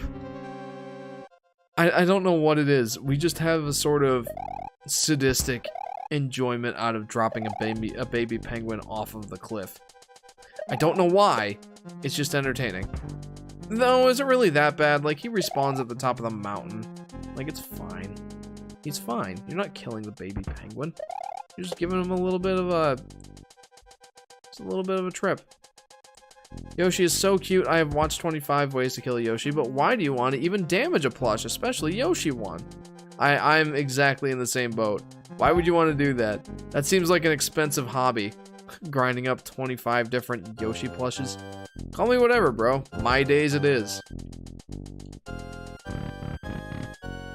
Alright, gotta practice a little patience here. Which I'm not very good at. I tend to just rush through these Mario games. Because I'm a sadistic masochist, says Scroob Troop. Just like it when everybody hurts, don't you? Even yourself. That's what a sadistic masochist would do. Definitions and terminology with the Yoshi Fanatic. Okay, so there's two different exits to this area. And I'll only be able to get one of them. One of them results in many extra lives if you are able to fly over the lava pit with the cape feather. Obviously, I don't have the cape feather now, so that's not happening. That ain't happening. Mario rules, and he's our childhood first, says My Days. I'm already forgetting what I'm calling you. I'm sorry. Yeah, no, Mario World was one of the first video games I ever played as a kid. So absolutely. Much childhood attachment to this one. I like to do it in front of the little kids. Most of them are like, no! But then always there's one that's like, yeah! Call me evil because I am, says Jacob. Oh, the whole penguin dropping it off the cliff. I don't know what it is. We have this sort of sadistic enjoyment out of dropping a baby penguin off the cliff. I don't know why. It's just entertaining. Jeff 2023. Thank you, Ethan. Vacuum Blink asks, did you grow up in the 90s? Yes. I was born in 94. So I was too young to really appreciate the jump from the Super Nintendo to the N64, the jump from 2D to 3D. But I was alive at the time. We didn't get a Nintendo 64 until like 2000.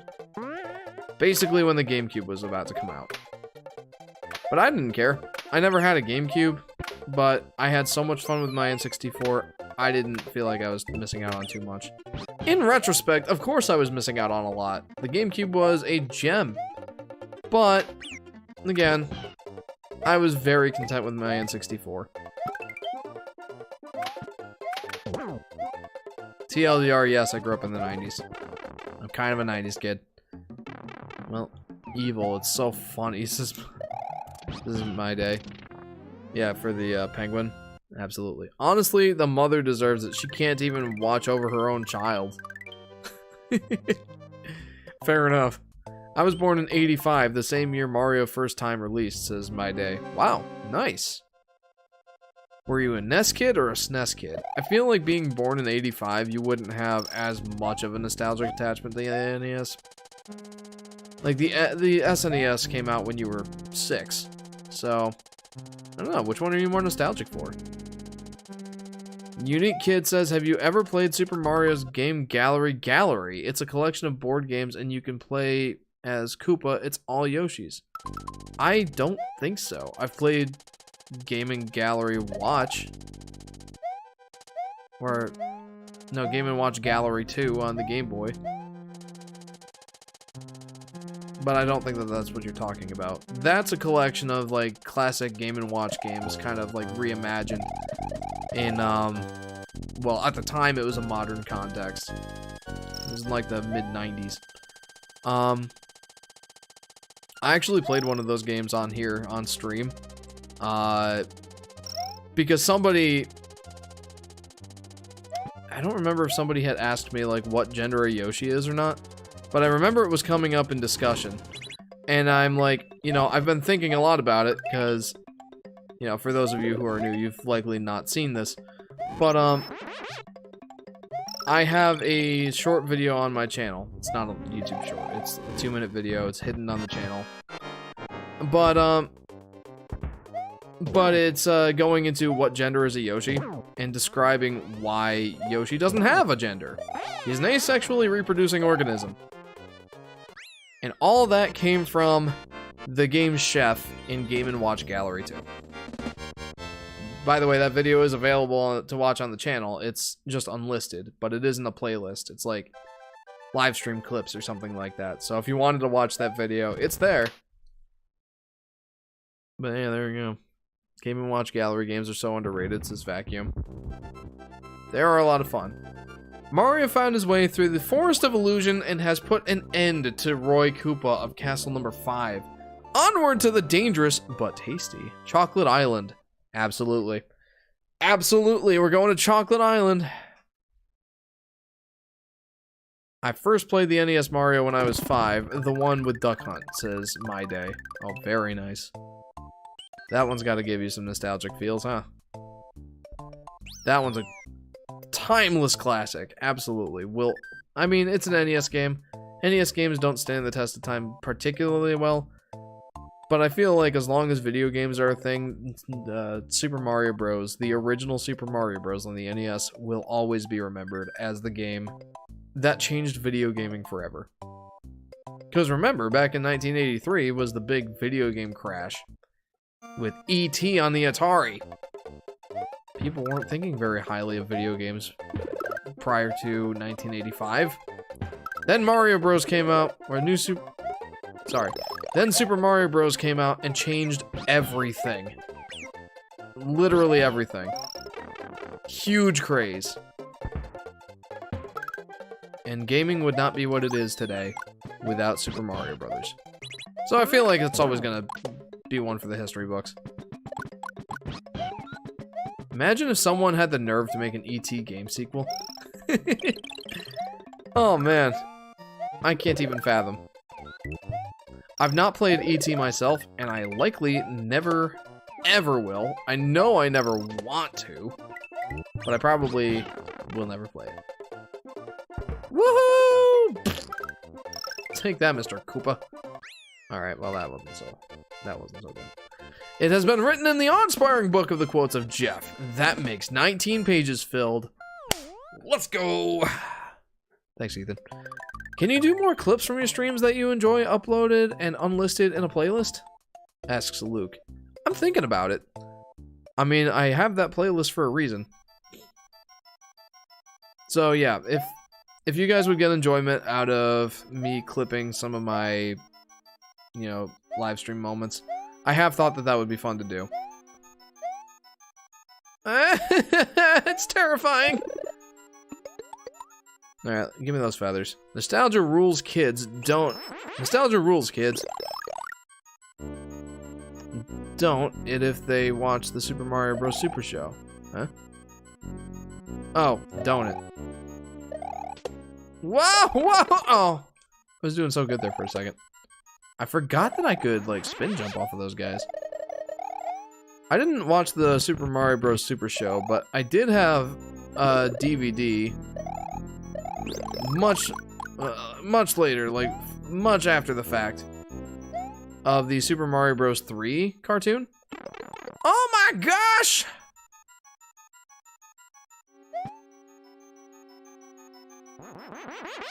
Don't know it, I mean. Oh, nostalgia rules. Kids don't know it. They watch the Super Mario Bros. Super Show. My gosh, I suck. Normally I have the cape feather here, and it makes this section easy peasy lemon squeezy.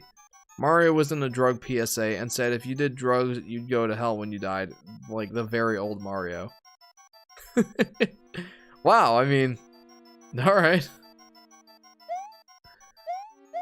Today I learned that. Okay, there we go. Please, says Luke. Alright. Yeah, I wouldn't mind making some clips. I'll go back and watch some of my live streams. I tend to watch my live streams a lot. So maybe I'll go back and figure out some clips to do. Or, you know.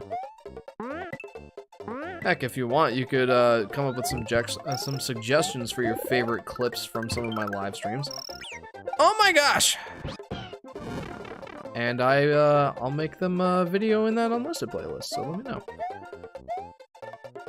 Okay, so this level's really interesting. I don't know exactly what the breakdown is, but oh, that didn't feel very good. But depending on how you do in the level, like based on how many points and stuff you have in the level, like how many points, how many coins, how many enemies you've killed, that sort of thing, it changes the layout of the level. And that's kind of nuts. Crud. Whatever, man. I've got all the cape feathers I could possibly want. Alright, so I got the secret exit. Jeff, I think I'm gonna dip. I'm tired. See you next time, says Jacob. Well, Jacob, thank you very much for tuning in. I appreciate you, my friend. I hope to see you next time. I hope to start earlier next time. My gosh. Hey, those aren't Paracoopas. This is my day. But, like, that level was really interesting. Like I said, the level changes based on, like, how many points you've gotten, how many enemies you've killed, and how many coins you got. And I don't know exactly the breakdown of how that works, but suffice it to say, there is a secret exit there, and I got it, so I'm gonna do this level for now.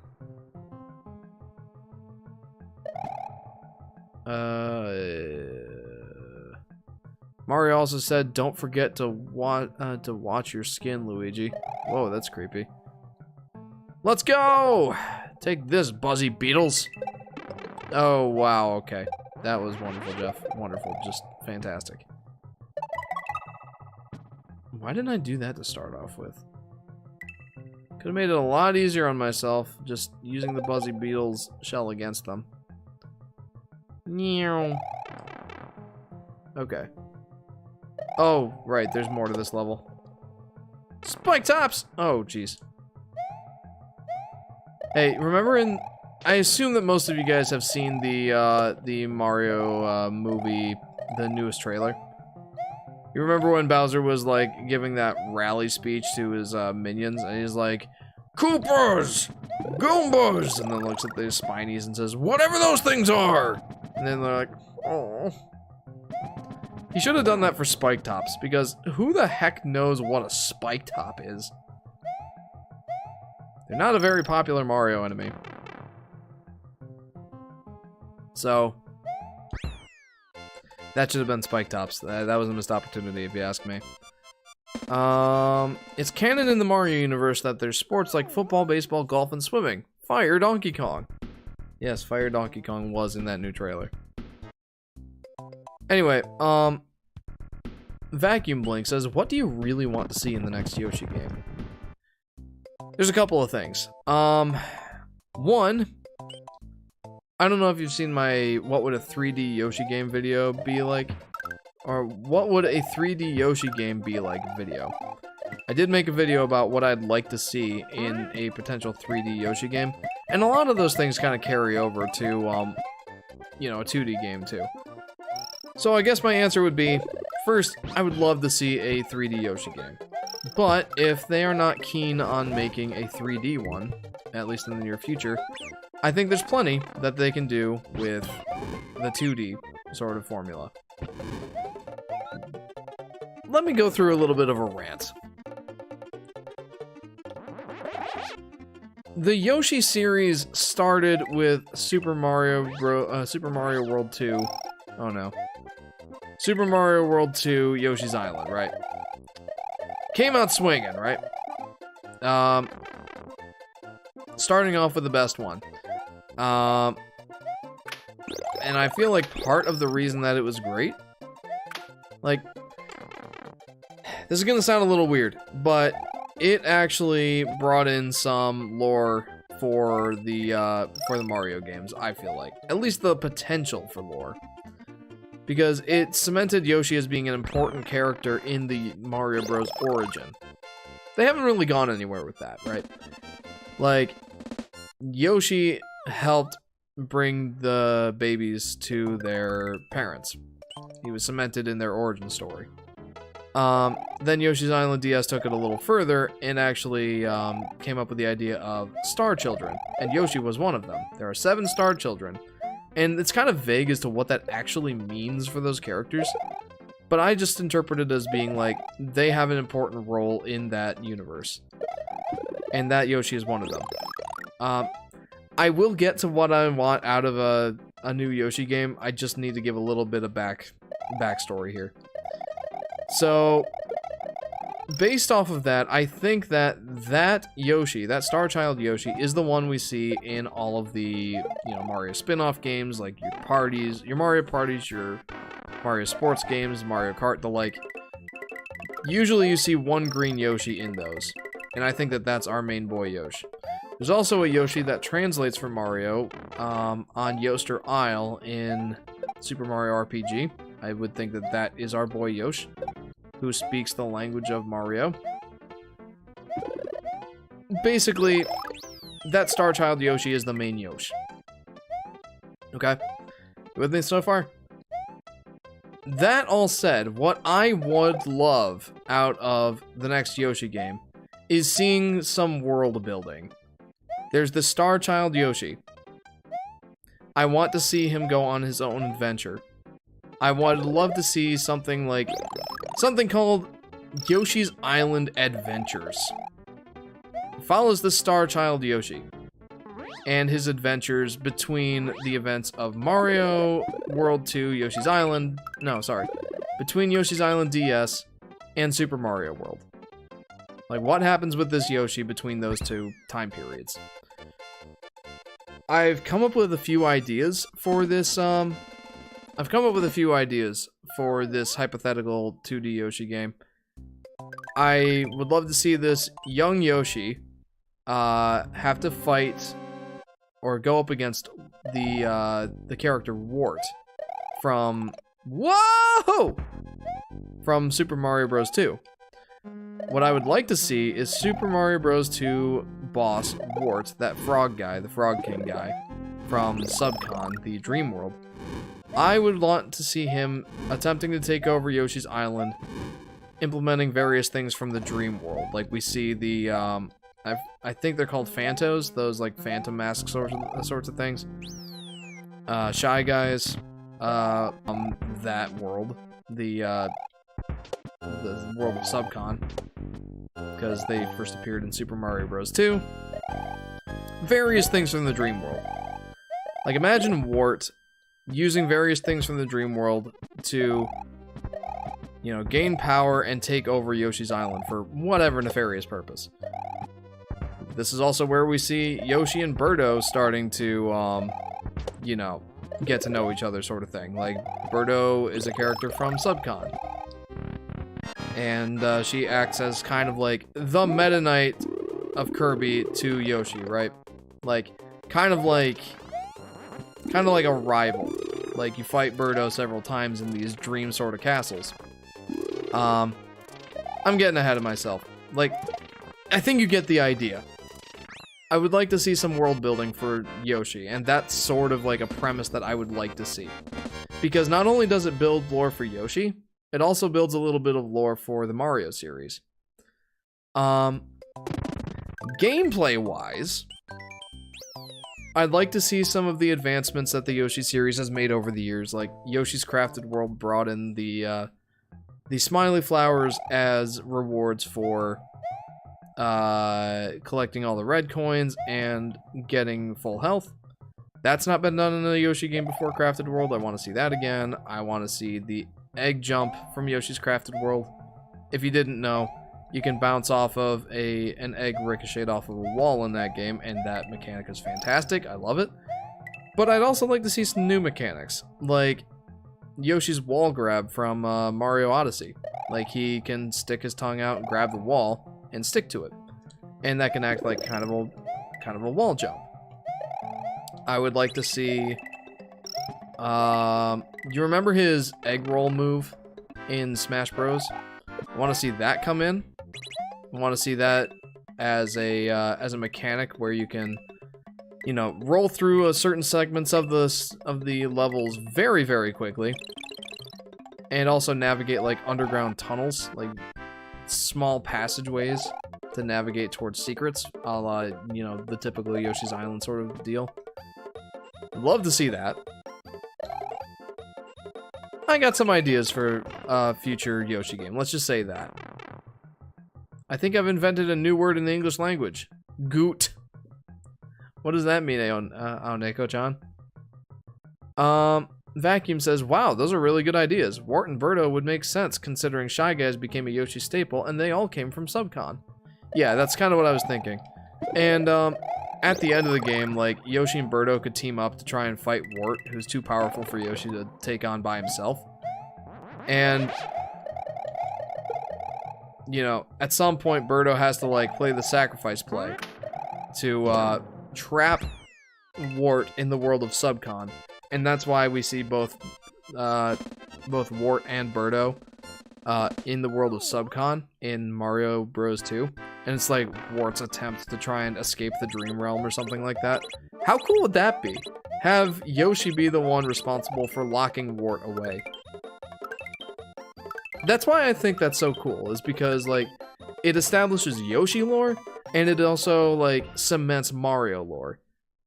That's never gonna happen. I promise that will never happen. But wouldn't that be cool to see? I hope Nintendo is listening to this, lol, says Vacuum Blink. I guarantee they're not.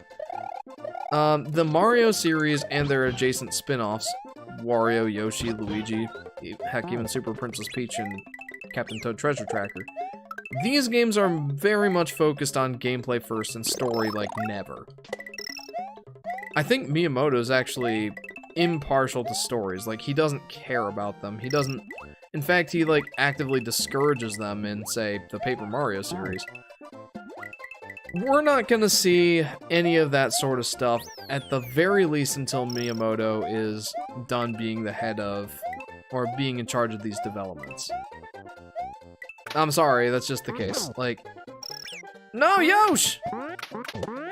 Like, Miyamoto has churned out some great games, obviously. But he doesn't care about story. You know the Mario Galaxy story with Rosalina? That, like, where Rosalina reads her storybook about, you know, a girl who gets lost in space sort of thing, and that actually is her sort of thing. I say sort of thing a lot, apparently. Anyway, that was snuck in under Miyamoto's nose by, I think his name is Yoshiaki Koizumi. That whole thing about, Super Mario Galaxy having any sort of interesting story is to spite Miyamoto, not because of him. So, as long as we see Miyamoto in charge of these games, we're not going to see any sort of established Mario lore. And at this point, I kind of don't have much hope that that's ever going to happen, because there's so many Mario games at this point. If you were to try and make a lore, they have a hard enough time making a lore for the Legend of Zelda series, and there's like 30 games in that series.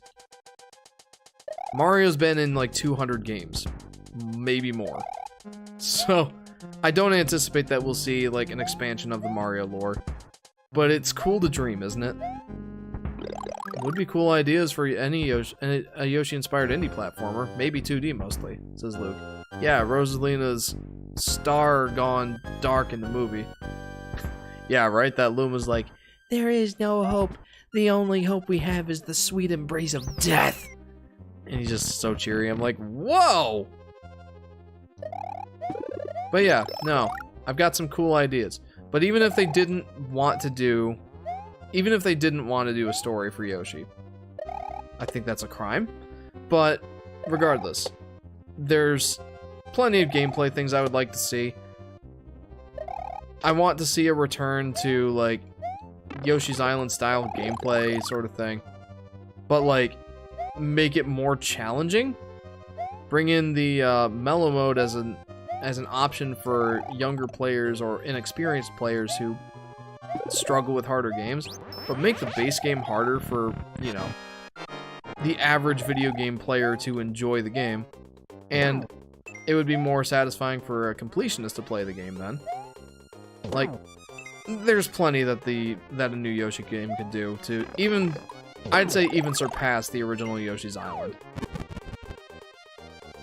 Ain't he a ray of sunshine, says My Day. Yeah, indeed. Luke says, especially Breath of the Wild, disappointing story. I actually liked Breath of the Wild story. I thought it was an interesting way of doing things. But Arlo has made this point. If you guys are familiar with Arlo at all, I'm a big fan of him. He's one of my inspirations, but he has said, like, part of the reason that Zelda's Breath of the Wild story is disappointing is because it's mostly dealing with things that have already happened. Whereas Tears of the Kingdom, you're in the thick of it. Like, you're in the midst of it happening. You're gonna be constantly kept on your toes. So, yeah. Anyway, man, I can't stand waiting for the Mario movie, says My Day, right? We have less than a month, though, guys. Like, it's coming out April 5th. Not much longer to wait. I'm excited. Oh, Pidgeot Bills. Or should I say Night Light? Says My Day. The puppet? The puppet. I may have missed some comments. I'm sorry, guys. If it's not clear, when I get ranting, boy, when I've got a lot to say, I'ma say it, right? When I've got a lot to say, I'm gonna be skipping some comments, unfortunately. Moonlight, okay. Gotcha. The Luma there? Yeah. Definitely not a ray of sunshine, him. I mean, he's very smiley. Almost to a creepy extent, especially with some of the things he says. But no, I'm in the same boat, My Day, like, in anticipation for that Mario movie. I just want to go watch it already. Like, take my money, Nintendo, I want to go watch that movie. I'm not super confident it's going to be, like, a great movie or anything, but I do think it's going to be a lot of fun for Mario fans. I'm kind of cynical when it comes to video game movies in general, but I'm very happy that this one's happening. Very, very happy. Oh, that would have been a star. That would have been helpful. Nah, I don't need it. Don't need it. Don't even want it. I kind of want it. Like, look at this. Ah! Oh no. Okay, I'm fine. I'm fine. Okay. We've made it through all of World 6. The Choco Island. On to Bowser's Land. Whatever this place is called. You have every right to be cynical. Remember the first Mario movie? Yeah. Yeah.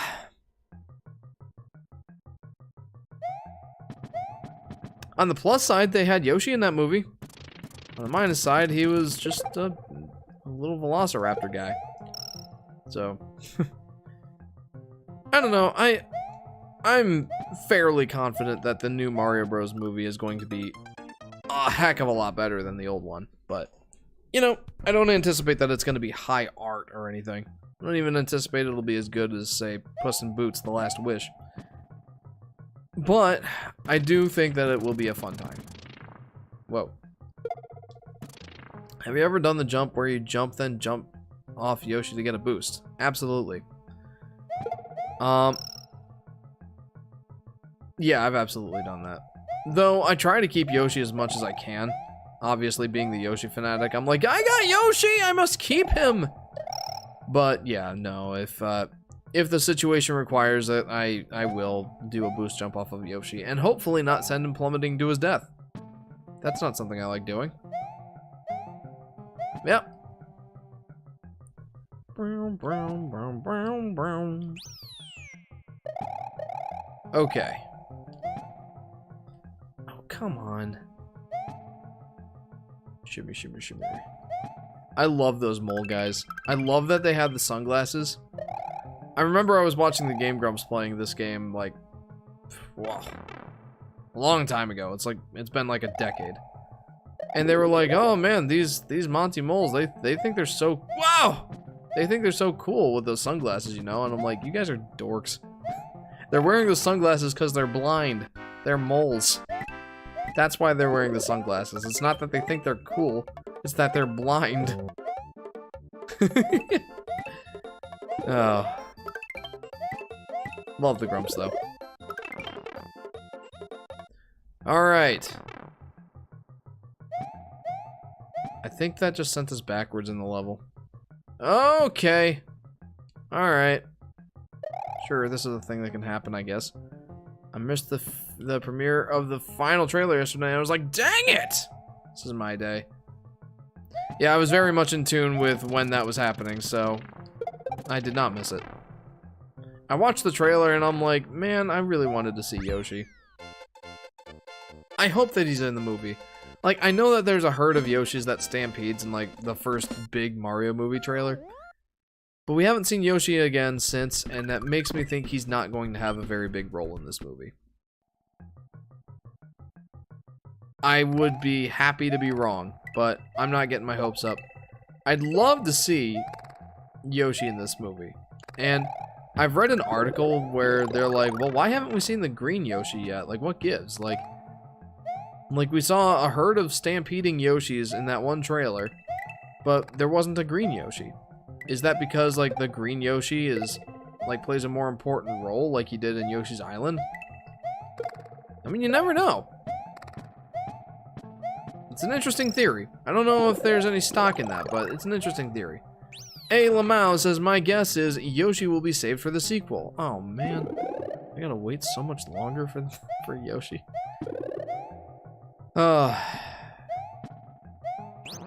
I'm sure that you're right, but I'm gonna hold out a little bit of hope at least.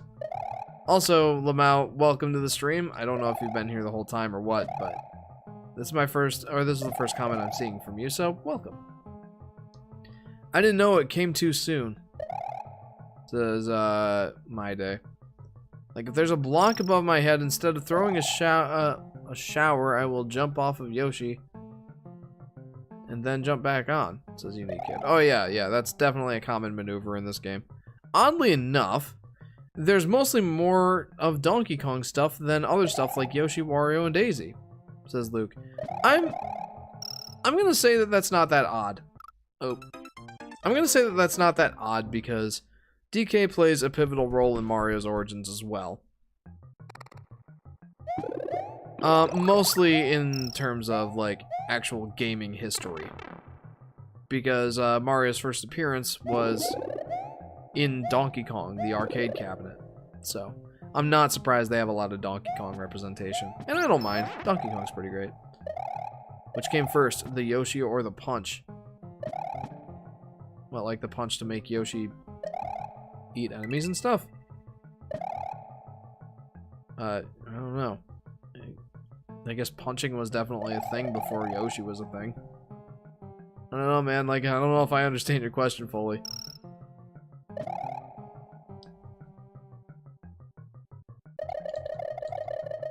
So this level has a secret exit as well.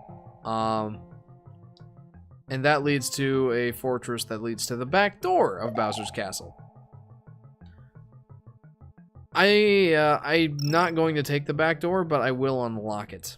Like I said, this is a 100% complete playthrough, but I want to play Bowser's Castle as originally intended, so we're not going to skip out on Bowser's Castle. I might do a bit of speedrunning trickery in that level, but I'm not going to skip it. Isn't it weird how well you will punch Yoshi to grab items and eat enemies? Says Unique Kid. That has been a point of contention, I guess. Like, why does Mario punch Yoshi to get him to eat things? And that was a joke of the chicken and the egg. I think I understood that. But I was thinking of the fruit punch because of SpongeBob, so I just said punch instead. Oh. Yoshi is too cute to be punched, says Unique Kid.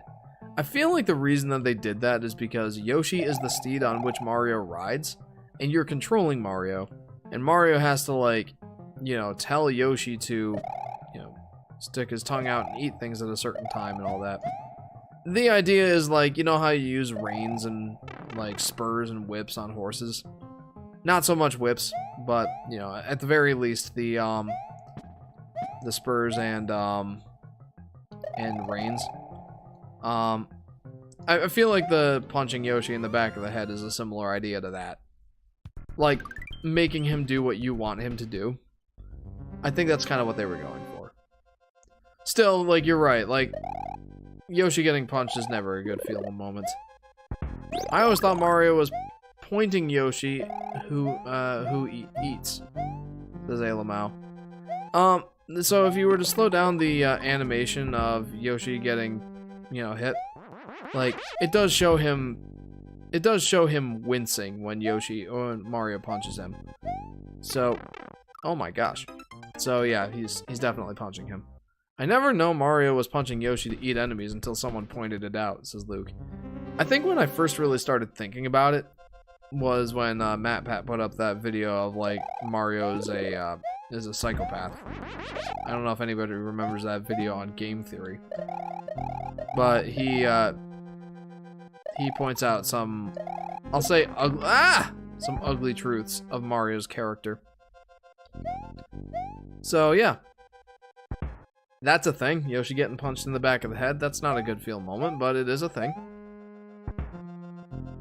Oh, getting through this as Small Mario is going to be not as hard as I thought it was going to be. Alright, cool. Because I feel like I always had to either use the feather or damage boost there. I just didn't get a good enough head start. Oh my gosh, no, it's not over.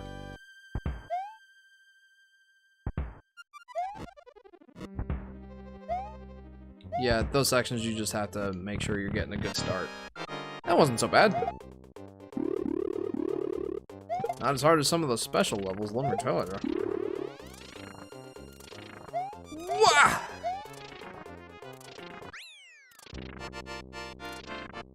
Very nice. Okay, we've unlocked the back door to Bowser's Castle. But as I said before, we are plowing through as the game was originally intended to be played.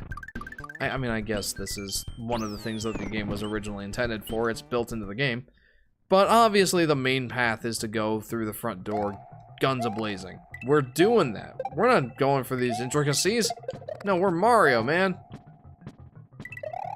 That was Yoshi's first appearance, though. Now he knows to eat things without being punched. Indeed.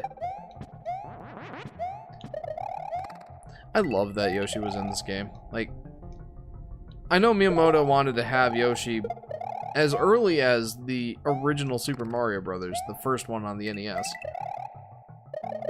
And it's so great to see Yoshi actually be implemented in this game. I mean, of course it is for me. The Yoshi Fanatic. How could it not be great? Alright. Like I need all those extra lives, right? I've got 70. Where were those extra lives when I was plowing through the special world, huh?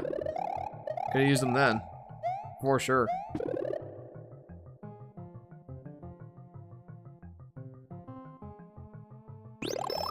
Alright.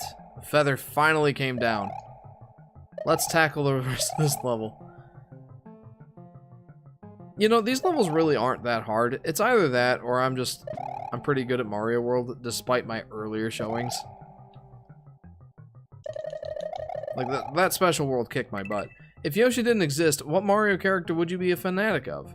Asks Lamau. That's an excellent question. I'd have to think about that for a few minutes. Like, I would obviously be a Mario fan, even if Yoshi didn't exist. Mario was very much a staple of my childhood. I would still enjoy Mario even if Yoshi wasn't a part of it. But being a fanatic of something means a little bit more than just liking it and enjoying it, right?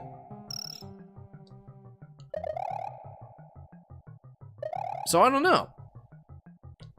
Frankly, like, I've said this before, but most of you guys are new, so you'd be a Spyro fan, says Vacuum. Oh, Yoshi's had much worse things done to him. You'd be a Spyro fan. I do like Spyro, but I wasn't a Sony kid growing up. I don't know, man. Like, I've said this before on stream. Yoshi is my favorite video game character. Super Mario 64 is my favorite game of all time. And The Legend of Zelda is my favorite video game franchise. So I'm tempted to say that if I were a fanatic of anything, were it not for Yoshi, it'd probably be something from the Legend of Zelda series. Though I'm not sure. Big fan of Link. Also, if Pit from Kid Icarus had more games like Kid Icarus Uprising, I'd probably be a fanatic of, I don't know, Pit. But the Pit fanatic doesn't sound very good, does it? I don't know, man.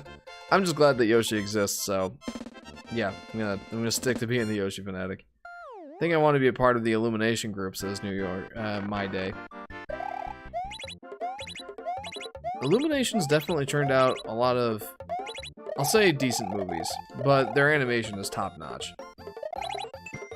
I know, I'm not a huge Illumination fan, but we'll see what happens after this Mario movie. It's not like they're bad or anything, I just don't care for their movies too much.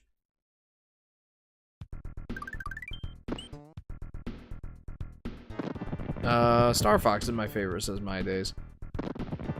A different Koopa with a different name, says Luke. Maybe. I do like Koopas, they're pretty cool.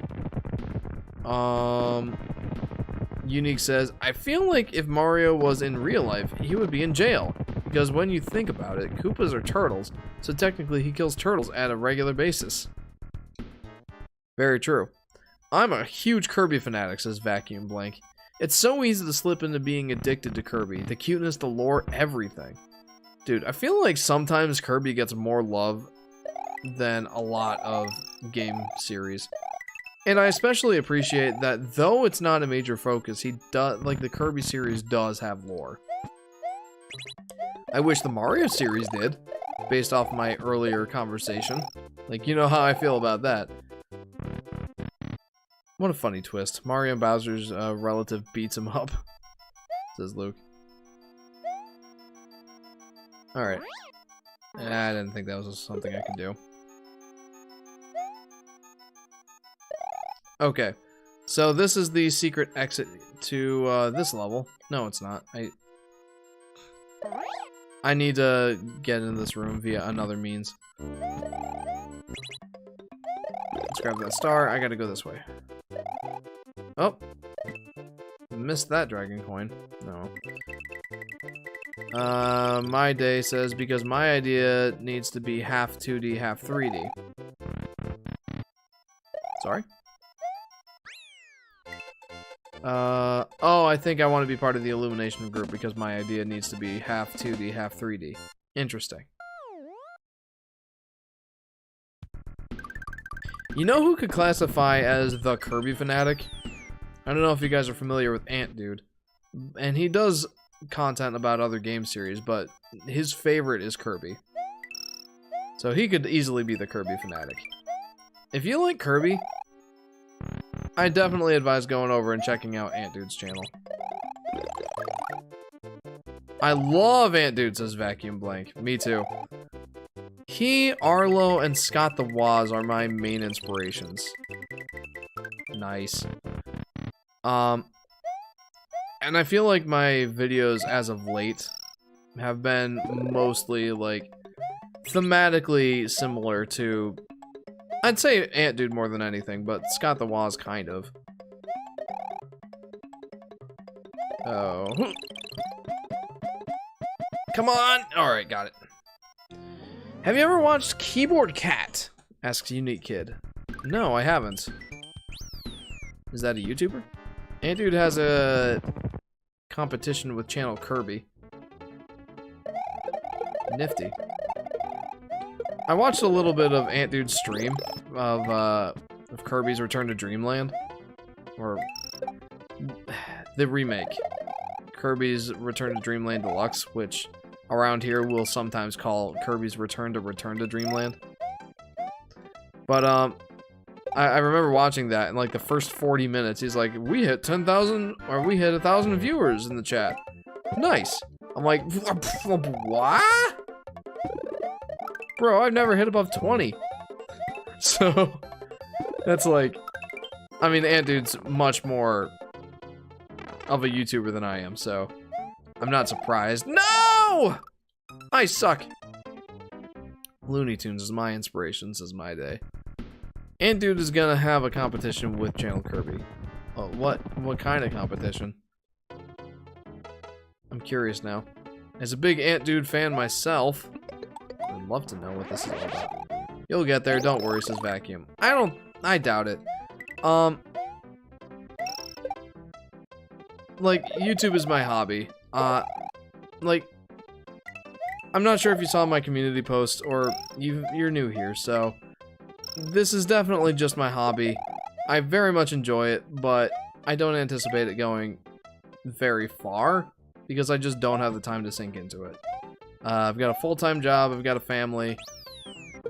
I don't anticipate this being like a major focus, but I have a lot of fun with it, and I will continue to put out content as long as I am able. Sorry for getting so meta, guys. I know that can be annoying, especially with smaller channels, but yeah. I find it interesting, so I talk about it sometimes. Plus, I find it interesting when bigger channels talk about, you know, behind-the-scenes sort of stuff. Not that that gives me, like, a get-out-of-jail-free card or anything. Pixar needs to do half a 2D and 3D hybrid, says my day. I know what that would, like, I know what that would mean in terms of video game, but what would that mean in terms of a movie? I'm curious. TNT Anvil's wild takes falling off cliff. Oh my goodness! Okay. Guys, we are blasting through these levels. We're almost done. I think I'll have plenty of time for a speedrun or two. Oh, also, I was planning on either starting Super Mario Bros. The Lost Levels right after Mario World, or doing some speedruns. I'm thinking about, like, we're gonna have like half an hour left of the stream once we've beaten Bowser. So I'm thinking that's plenty of time to do a couple speedruns of Mario World. So instead of starting the Lost Levels, that's what I'm gonna do. Talk about whatever you want, man. It's your channel and we love hearing it, says Vacuum. Well, I appreciate it. Thanks. Bet y'all thought I left, says Scroop Troop. Well, I'm glad that you haven't. I'm glad that you're still here. Scroop Troop, are you enjoying the playthrough of Mario World? I'm kind of blasting through it. Not talking about a ton of it, but you guys know Mario World. Like, I don't need to explain Mario World to y'all. Though, if there is anything you want me to explain, like, let me know. I've been trying to explain some of the things that I think are interesting. But, like, I'm not explaining everything. Like, I just don't think that's necessary. Yes, it's a Scroop Troop. Awesome. Just got the secret exit to Star World. Guys, we have 3 more levels to beat.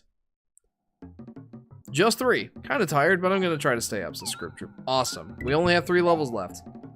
We should be able to finish Mario World here in the next, like, 15 minutes, max. Well, you know what? I don't want to say max because, like, that's, like, a guarantee, right? There's always something that could go wrong. But I anticipate that I will be clearing Mario World here in the next 15 minutes or so. We got this, guys. Ah! That was almost very bad. Blink. If there's a Super Mario Bros. 2D game and you can ride a Yoshi again, should Yoshi have the egg throwing mechanic like he does in the game, in his games? Says Luke. That's a good question. I hadn't really thought of that. Like, you're right. Yoshi doesn't have a lot of the mechanics in the Mario Bros. Games. Whoa, that was neat. He doesn't have a lot of the mechanics that he has in his games, in these Mario games. That was a really poorly worded explanation of that. But like we don't see the boosted flutter jump. We don't see. Does Yoshi ground pound? I feel like he does. We don't see egg throws. We do see his gobble move. I guess the egg throw and the ground pound are the only ones that, and the boosted flutter jump are the only ones that are really in contention there. I guess transformations, but you know, hot take, the transformations aren't all that great. Anyway, I think it would be a fun addition, but not sure. Not sure how it would mesh with like the typical fast-paced Mario gameplay. I think it would be neat, but I'd have to experience it to really see what I think. It's a very good thought though, Luke. I hadn't thought of that. I not only like old VGS, but TV shows, movies, clothes, music. Those my days. Being from the 80s, I'd imagine so. I'm also nostalgic for things from like the 90s. I hope Yoshi gets a 3D game, says Unique Kid. Hey, me too. Like I've alluded to several times now, I have a video on my channel going over what I would like to see out of a 3D Yoshi game. So if you haven't watched that, you can go take a look. Not a shameless self-promotion or anything, but yeah, if you haven't seen that, I think you would enjoy it. At least if you enjoy hearing me talk about video games, you would probably enjoy watching me talk about that. I'd encourage it. I love playing video games based on cartoon shows and vice versa, says My Day. Like the licensed games, like Tasmania or Speedy Gonzales and those Gatos Banditos and that sort of thing. He did get a 3D game. It's called Super Mario Galaxy 2. Lol. Says Vacuum. You know, some people have brought that as an example. When I think of a 3D Yoshi game, I think of one where you play, like, as Yoshi primarily. Right? Someone in my Discord actually said, like, the first 3D Yoshi game is Mario 64 DS. And I kind of agreed with that point to a certain extent. Because, you know, while you play as Yoshi, as the primary character for at least the first 20 or so minutes. So that's not a bad point. Oh no! I always find that I start running out of time on this level, so. Get out of here, Kamek. What do we got for a power up here? Power up here, boys. What do we got? All right, Cape Feather, let's go. Wah! Well, let's go, Larry. I think that's Larry. Uh-oh. Hey! Mario's gonna sit down and have a breather. I may just make a 3D Yoshi game in Unity game engine or a 2D one using Scratch coding, says Unique Kid. Let me know if you do, because I would love to try it out. There was one YouTube video I saw. It was a smaller channel, but the video is like, how hard could it be to make a 3D Yoshi game? And he made like a level of a 3D Yoshi game using like Game Builder Garage or something like that. That was a pretty neat video. Easy boss fight to cheese, says Luke. Yeah, I mean it is a little bit more complicated with the lava bubbles there, but yeah, and Garfield, TMNT, Ren and Stimpy, Dragon Ball Z. Dude, I am a giant TMNT fan. Well, I don't know if I can say giant. Like, I'm a fan of TMNT, for sure. Grew up with the 2003 series. I didn't really grow up with the 80s series. I enjoyed it enough, but 2003 for me was where it was at. So yeah. And the Ninja Turtles put out a few good games. The classic example that everybody likes is TMNT 4 Turtles in Time. Love that game. That's an absolute classic. And everyone seems to like Shredder's Revenge as well. Like it's a kind of a throwback to Turtles in Time. Haven't tried it myself yet, but I would love to. Bye-bye, buildings, says My Days.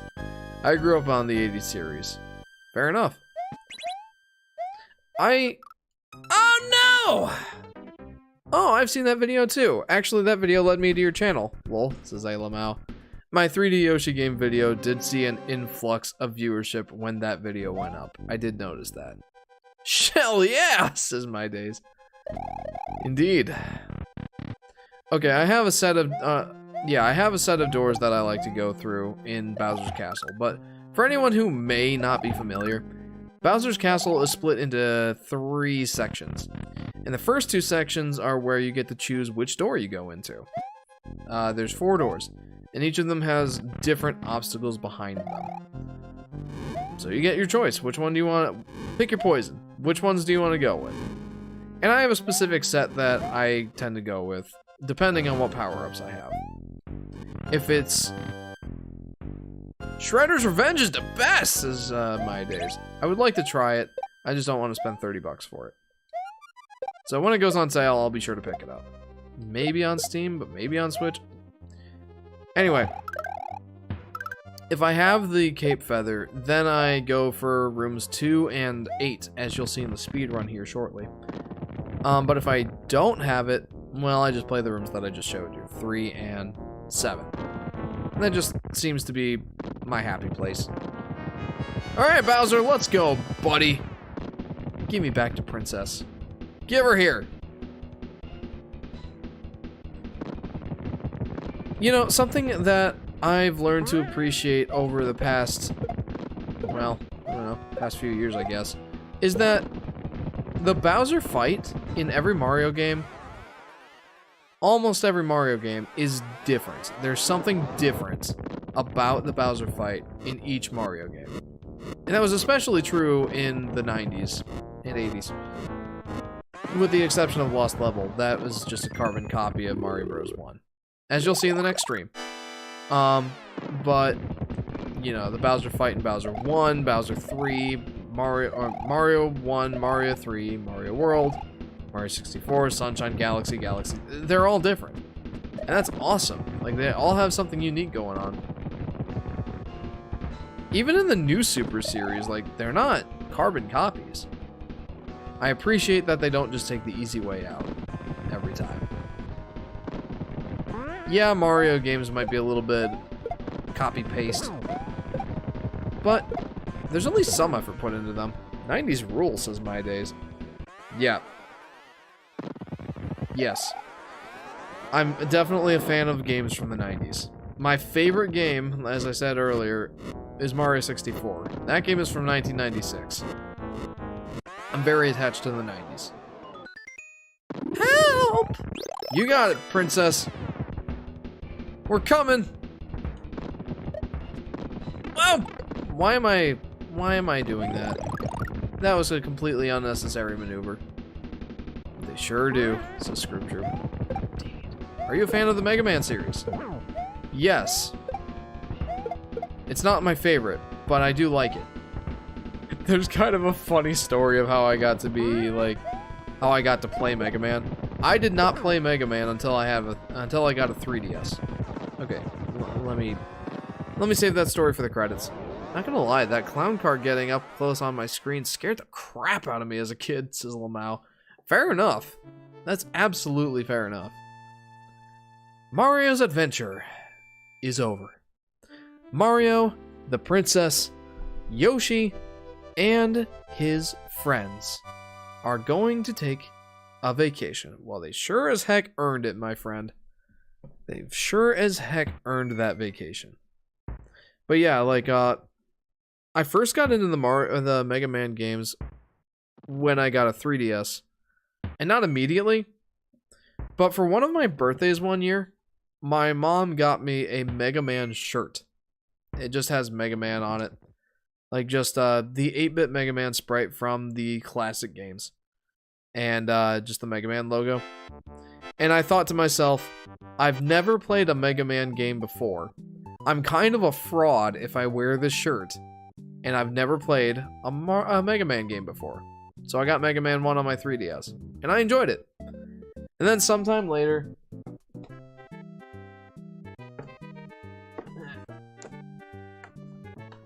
Sometime later, I got this. Sorry, that's Mario Party 7. Sometime later, I got this. Mega Man Anniversary Collection. And that's how I experienced most of the other Mega Man games. I recently got the Switch version of the Legacy Collection. That includes all 10 classic Mega Man games. But this is how I played them first, I think. Yeah. Also, I don't know if you can see this, but it has signatures on it. This copy is signed by the Game Grumps themselves. That's pretty sick. So how about that? I got that on my PS2 used to. Says my days. Yeah, used too. Yeah, I think the PS2 probably is the better way to experience that game. Because, well, the D-pad for 2D games on the GameCube really isn't very good. Anyway. Yay, Yoshis! We got our friends back. All 7 of them. Which game in the collection is your favorite? Asks Vacuum. That's a good question. Probably Mega Man 5.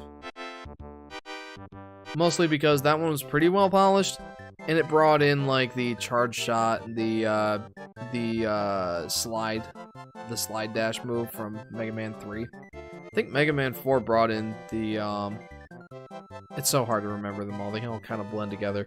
But Mega Man 4 brought in the charge beam, and Mega Man 3 brought in the slide dash, and Mega Man 5 kind of like polished all that. It was just a more polished experience overall.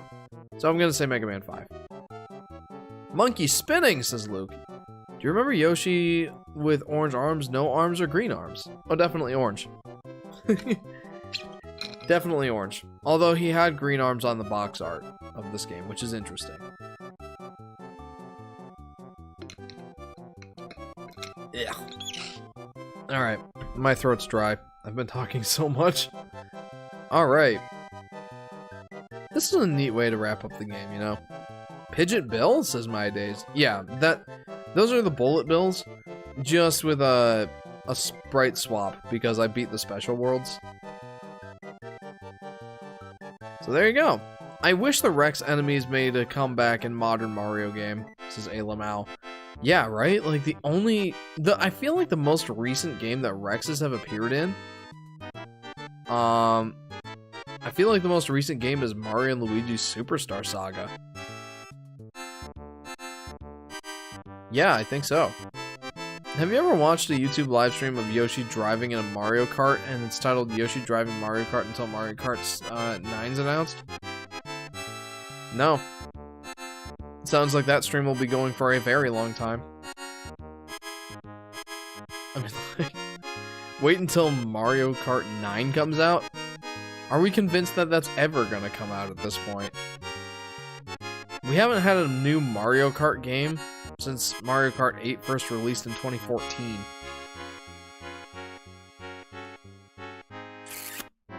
Yeah. The end! Hooray! We've done it! Mario Kart 9 is never coming out, and I'm okay with that, says Vacuum Blink. This credit song brings back so much happiness. The end! Indeed. Guys, we've done it. It doesn't look like we can, like, do a save and continue or save and quit sort of thing. Whoopee! Ended! Says Ethan. Looks like we're just gonna have to reset this. By the way, guys, I'm not playing on a Super Nintendo. I'm playing on my Wii U. I hacked my Wii U, so this is a Virtual Console inject. You can't actually play this on the Wii U Virtual Console. Don't go to your Wii U's and expect to see this game on the eShop. It's not there. That said, guys, I still have hope Nintendo will make Mario Kart. I mean, I hope so. Soon. Okay, so here's the deal. We've got about 20 to 30 minutes. Jeff's a hacker, says Ethan. Yeah. Anyway, I've got about 20 to 30 minutes left of this stream. So why don't we do a couple of speedruns of Mario World? Of course, if I want to... A crime that Yoshi's Cookie was not put on the Wii U, says Luke. Yeah. Anyway, in order to submit a speedrun to, you know, the official website for Mario World speedruns, I'm going to play the Virtual Console release of Mario World, not my hacked version of Super Mario All-Stars plus Super Mario World. So I am going to go to my official download here. I did actually buy this game for my Wii U before I hacked the game. Sounds like enough time for a 10-minute game of chess, says Ethan. Indeed. Aoneko says, I want to hack my Wii, but not my Wii U. Interesting. Why not your Wii U? I feel like the Wii U would be... I feel like the Wii U would probably be the overall better hacked package. Saves me the trouble of getting them the old-fashioned way. I've got those games on my phone. Yeah, that's fair. Wii is the perfect thing to hack, says Vacuum Blank. Yeah, I feel like that one's easy to do. The Wii U to me feels so new and fresh, I don't want to hack it, says Aoneko. That's fair enough. Oh shoot, I forgot to set up a timer. Man, that stinkies. I don't have a timer. So I guess I'm just going to do it on my phone. I meant to say chess, of course, says Ethan. Yeah, yep. I guess I'm just going to do a timer on my phone. I forgot to set up the timer for the live stream. But if I do submit this to the speedrun archives or whatever, I know that they time it out properly using their own system just to actually rank it officially. So I'm not too worried. That said, I'm just going to use my smartphone stopwatch. I know that's not super interesting, but that's what we're going to do. So, with that said, can you submit the speedrun if you use an emulator? Asks a Unique Kid. I believe so, yes. But I think it probably has to be an officially recognized means. Like, it can't just be a Mario World plus, or a Super Mario All-Stars plus Mario World Virtual Console inject. I don't think that would count. So, why don't we get started? I hope you guys are looking forward to a couple of Mario World speedruns. I'm not a professional speedrunner by any stretch of the imagination. My best time is like 11:17. So don't expect pro level play, expect some mess ups, but I think it would be entertaining for you guys to see. Oh, not too. Oh boy. Getting a good start here already.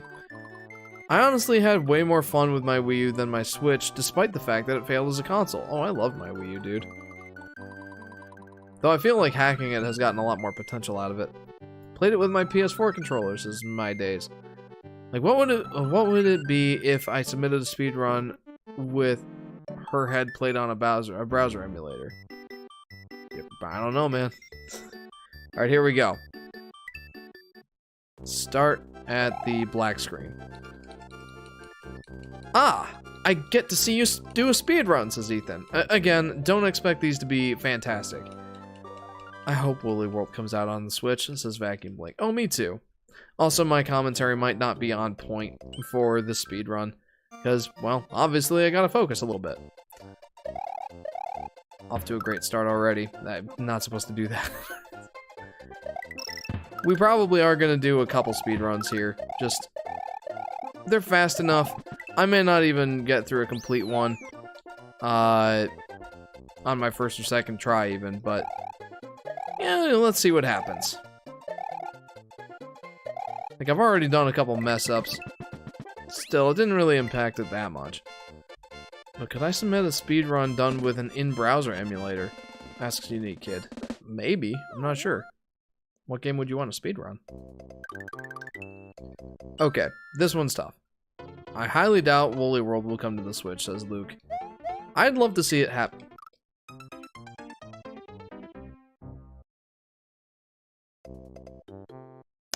I don't know if that warrants a reset, but I'm just gonna keep going. Let's try this again.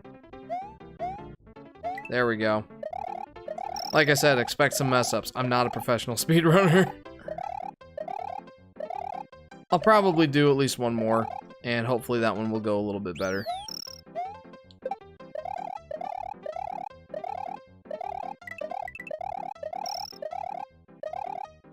The timings on this one are pretty tight. Not terrible, but definitely a little tight. Whoopsie daisy. Too bad you don't have a timer up on screen, says Ethan. See, I was thinking about doing that, and then I forgot to. So, whoops. Yeah, and I'm not going to at this point.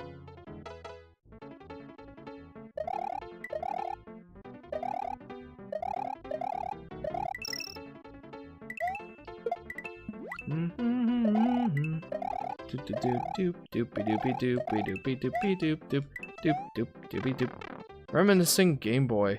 This isn't my days. I had a Game Boy Color.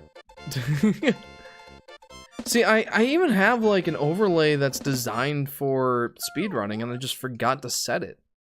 And I also don't have the software for the timer anymore. I don't remember where that went. Or what happened to it, I should say. Nope. Good stuff, Jeff. Good stuff, man. Way to go, you. Again, we will do another speedrun that will hopefully go better. It is what it is. You guys get to see some cool speedrunning tricks, though. And let me know if, like, a Mario World or Mario 64 speedrunning stream would be something you'd be interested in watching. Just like a stream dedicated to doing a speedrun. I've thought about doing that, but, you know, with a speedrun sort of stream, that takes a lot more of my attention. So, I obviously wouldn't have the ability to be as attentive to chat. When I play with my phone like it with my PS4 controller, says my days. I don't play games on my phone. I mostly just play emulators on my PC or my Wii U, depending on whatever mood I'm in. I never submitted it, but I probably got the world record on a game. It's very, very hard to find bootleg game. I played that on an emulator, says Unique Kid. Interesting. What game is that? We're at 4 minutes. We are at 4 minutes, and that's not terrible, considering I died once. Alright. Let's go! It's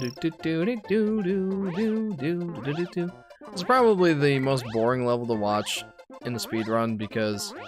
By the way, if it wasn't obvious... Why would it be obvious? the speedrun category that I'm going for right now is 11 exits, which employs the use of Star Road to clear as few courses as, well, not as few courses as possible, but as few courses as possible without any, like, major glitches. There aren't any major glitches in this category. Yeah, boy. Yeah, I don't think that there's really any glitches in this category. That's a lie. There's one. I'll show you when we get to the first world in Star World. But for the most part, this category is pretty clean, like pretty free of major glitches. Like when I talk major glitches, I'm talking like the cloud glitch or the orb glitch that they use in. They use the cloud. I think they use both of those in 11 exit. I don't know how to do those glitches, so I'm not doing them. I would have done that, but I don't know how the Bluetooth with the Bluetooth work on my PC. Says my days. Yeah, when I built my PC, Bluetooth was a must. I absolutely had to have a Bluetooth chip in my computer. And it's funny because all the it's funny because Wi-Fi and Bluetooth are usually built into the same chip on a PC. So, I don't need Wi-Fi for my desktop computer, but it does work. Like, I don't need a wired connection for my desktop PC. Which is kind of funny to think about. Usually that's more of a, like a laptop thing, right? But I really wanted Bluetooth on my PC. Mostly for my Bluetooth headphones. I don't care too much about using a wired controller, but Bluetooth is definitely preferred. But if you don't have Bluetooth built into your PC, then you can get like a Bluetooth dongle. They sell them on like Amazon or Best Buy sort of thing. So, Sonic Jam 6, a remake of Super Mario Brothers, one on the Sega Genesis with Snap-style graphics and Sonic the Hedgehog, is the main character in really bad controls, says Unique Kid. I can't really make much sense out of that comment, I'm sorry. Okay, this is where the minor glitch, I'm gonna call it, comes in. Like, that's the glitch. It's not really a major glitch. I'm calling it minor because it really doesn't save a ton of time, like maybe 5 to 10 seconds at most. But it is technically a glitch, or maybe even like an exploit. It's not the orb or the cloud, so yeah. Gosh, when I'm trying to do a speedrun, my commentary really is not on point. Oh boy.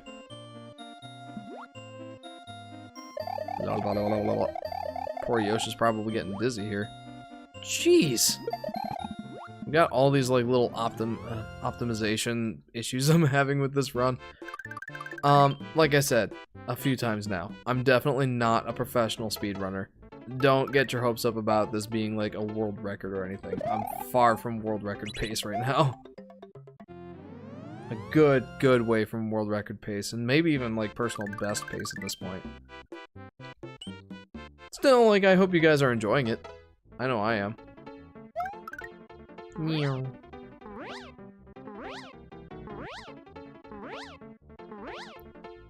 And honestly, this is a pretty good Star World for me, or Star Road. I keep forgetting if it's Star Road or Star World. But overall, that Star Road actually went pretty well. Unless you're on stream longer, I'm out of here. See ya! This is My Days. Well, My Days, thank you very much for tuning in. Hope you enjoyed watching the stream, and I hope to see you next time. Let's go beat Bowser. Okay. So, I said that I take door 2. And that's because there is an exploit there where you can maintain your flying momentum if you go through the door a certain way. And that's pretty nifty. Also, like, door 7 is technically faster, but door 8 is a lot easier. So, I take door 8. Just because I'm not perfect at the game, so I tend to take the easy way out in some of these cases. Oh, good job, me. Well, at least I lost the feather at, you know, not a terrible part. Like, if I was gonna lose the feather, that's where I would want to lose it. Okay. And here we are at the Bowser fight. We are 9 minutes and 53 seconds in. Sorry for no timer, guys. Like I said, I forgot to set it. Completely slipped my mind. And I think I am gonna go ahead and do one more speed run. Oh no.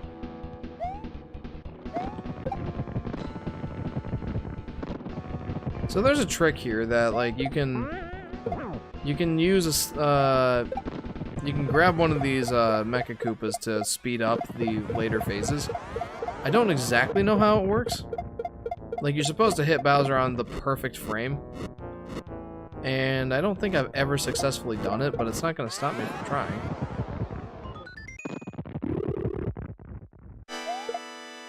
Nope. Definitely didn't get that.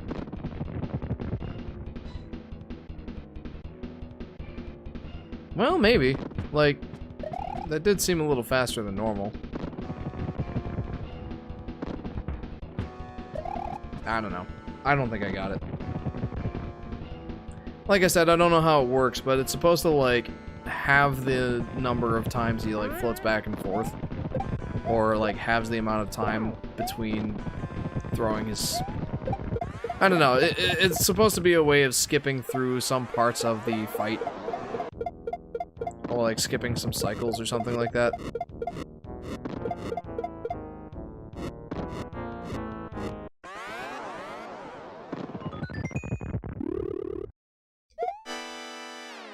Up!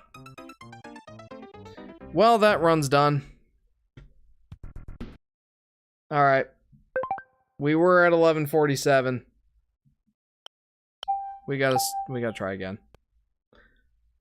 You can't die in the final boss fight. That's not a thing you can do in a speedrun. So, we're gonna try that again.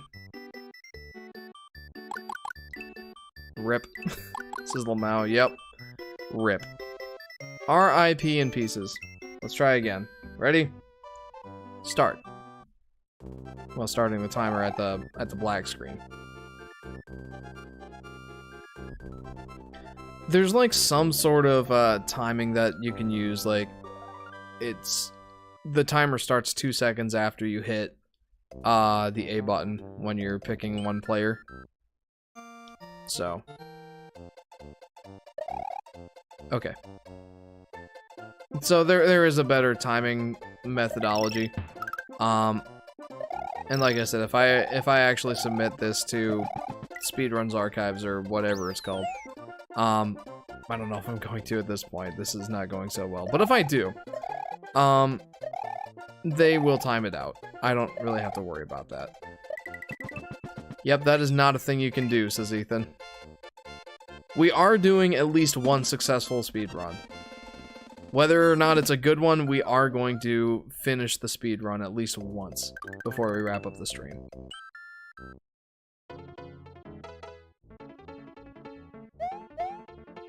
There we go.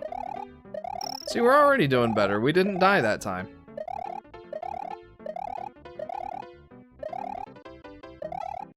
I really shouldn't say stupid stuff like that.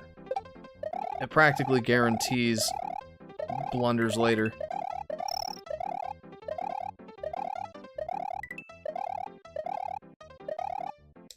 Okay.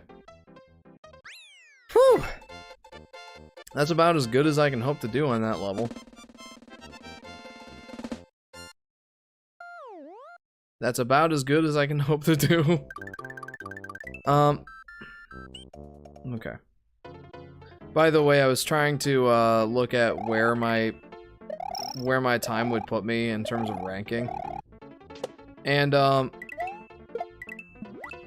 I realized that I placed very, very low because, well, I'm not a professional speedrunner. There's a lot of optimizations that I could be making here. I'm not super great. I shouldn't be like Big Mario here. Like, there's a second or so like half a second I could save at the castle if I wasn't Big Mario. But, yeah. Like, I placed pretty poorly in overall rankings.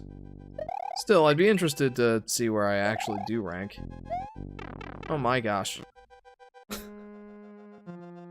Oh well. It's fun anyway. I have fun doing it regardless if I place poorly. Okay. But, you know, something else is there's all these tricks that you can do, like the cloud glitch that saves a lot of time in the boss fight, for example, or the orb that you can use to pretty much skip this whole castle, because this auto-scrolling section really doesn't do a speedrun any favors. So you can use an orb item using a glitch to get an orb in your item inventory. To pretty much skip this whole castle. Yep, that is not a thing you can do. Yes, you cannot be the dead in the final boss fight. Kind of like me getting a sub 30 in Minecraft speedrunning. It's pretty good, but it's nowhere near the pros. Says Ethan. Yeah, no, definitely.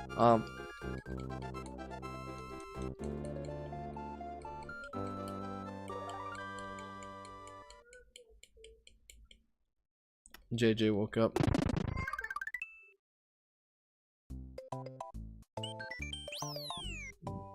That's gonna look good in speedrun archive. No, guys, I'm not just ignoring him. Like, my wife is going to get him. She usually gets him if he wakes up during the night. Yoshi is cuter than Toad. Theaters. Hang on, I'm gonna read that comment when I'm at a good spot.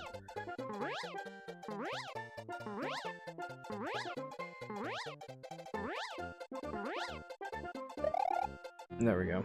Still can't believe someone got a sub 8-minute time in the random seed glitchless, says Ethan. That must have been one heck of a seed. Yoshi is cuter than Toad. Theater's an animal that looks like Yoshi, if not... Sorry, I can't really make sense of that comment when I'm, like, trying to play the game at the same time. Or, like, trying to speedrun at the same time. I should be more specific. Well, good job, me. That's a pretty cool little speedrunning trick, though. Using the shell underwater like this. Like, normally there aren't shells underwater. That's not a thing that normally happens, but... You know, when you're holding something underwater in this game, you can swim much faster than normal. That's why it's worth it to go up to that above water area to get a shell. Like, you do travel much faster. Oh, good job, Jeff. That was pretty silly.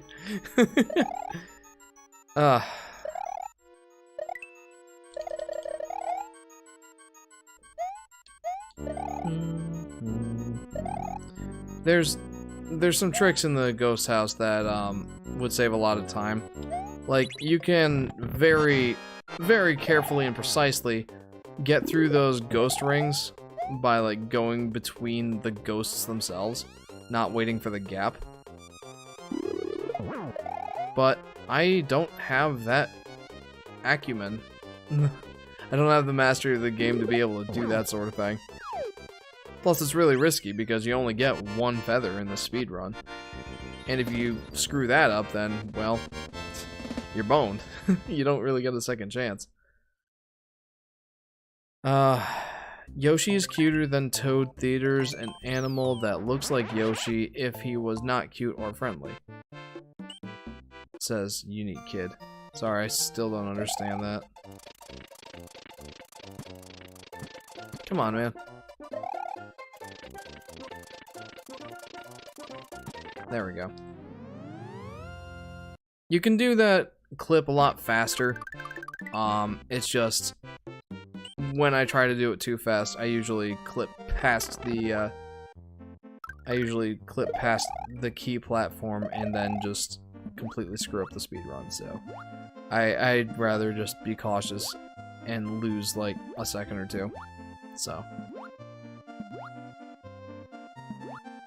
obviously that's not the talk of someone who is going to master speedrunning this game. But yeah, for my skill level, that kind of just makes sense.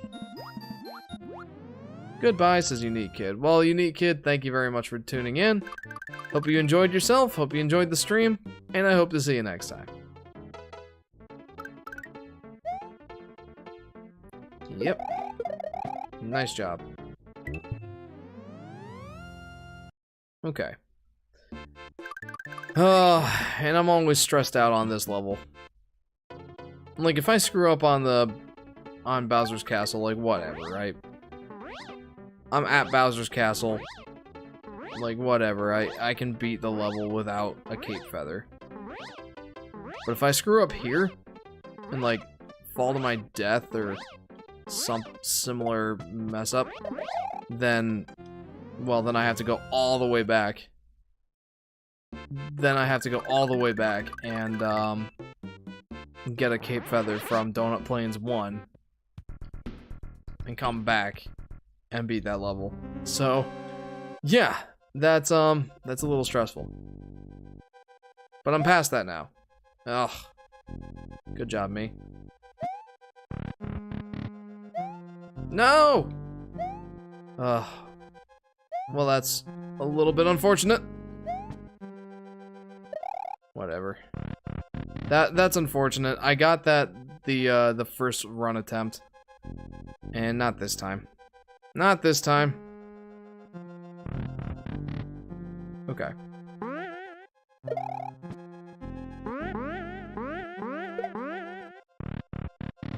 Okay, I'm fairly certain that we should be able to actually beat this game this time around. So, yeah, this is gonna be the run. Doesn't matter if I screwed up a bunch of things. Boy, you win! I gave you 1 million Robux. Says Scorpy.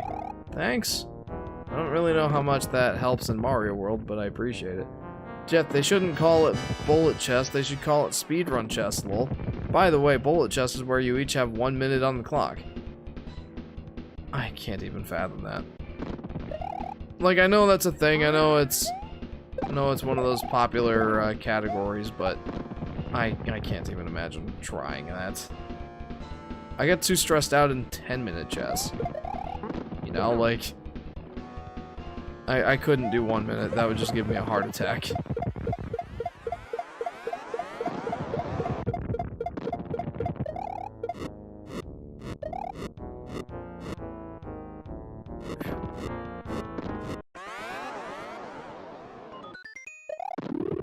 Come here, you. No, that didn't do it.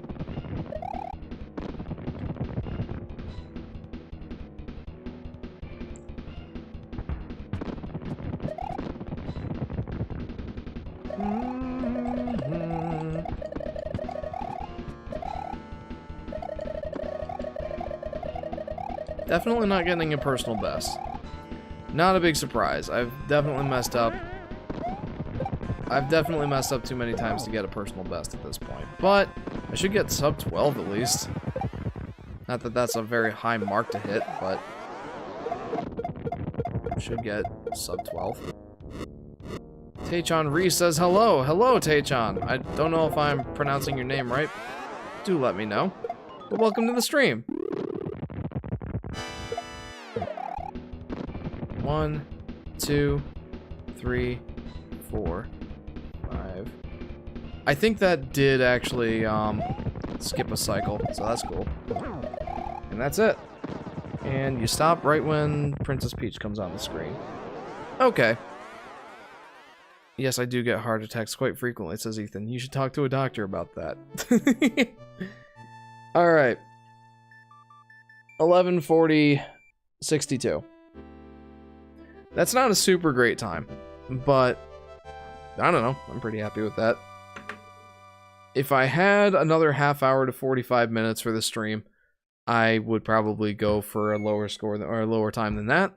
Try to get sub 11:30. But you know what? I'm content enough with this run that No, I'll call it a night there. So guys, I hope you enjoyed that. Scorpio, I have no idea what you're talking about. So, I hope you're not just spamming. Do you have Super Mario 3D World? Asks Taechan. Yes, I do. I actually bought 3D World plus Bowser's Fury on Monday because it went on sale for Mario Day. I have the original Wii U version.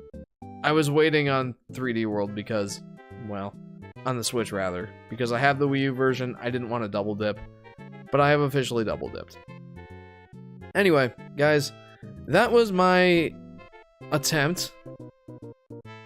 Can you stream it on the Switch? Maybe at some point, but not in the immediate future. I've got a couple games I want to play first. But I won't rule it out as a possibility. I haven't streamed Mario 3D World before, so at some point, probably will. Jeff, did you see my comment about the heart attack? Yes, and I said that you should go see a doctor about that.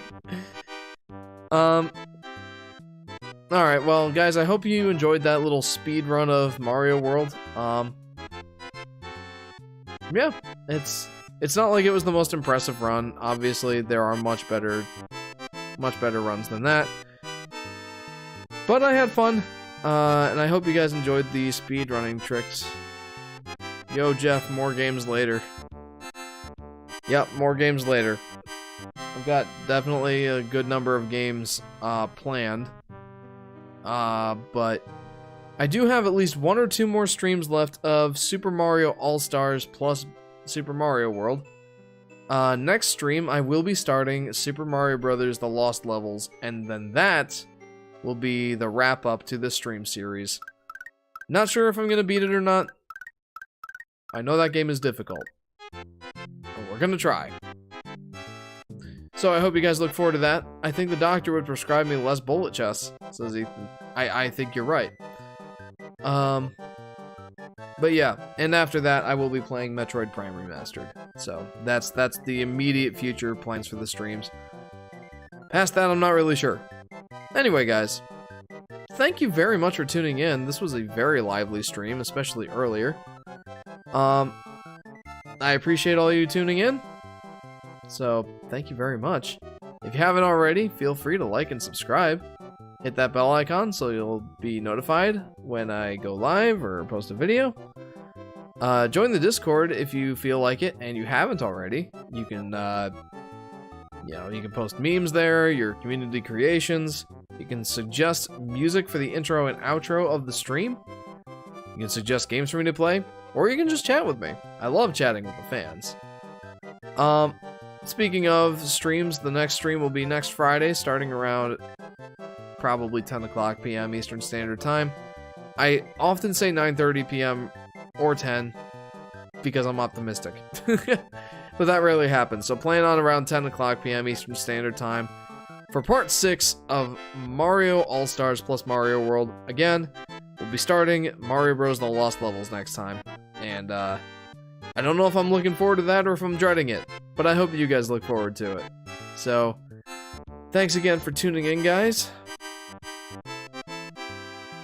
And we'll see you next time. Well, you know what? I'm gonna let the credits play out here. Why not? It'd be a crime to stop the credits halfway through. So we're gonna hang out here for a few seconds. We're gonna appreciate the credits, for we have beaten the game a couple of times now. So, why not relish in the very, very pleasant credits music?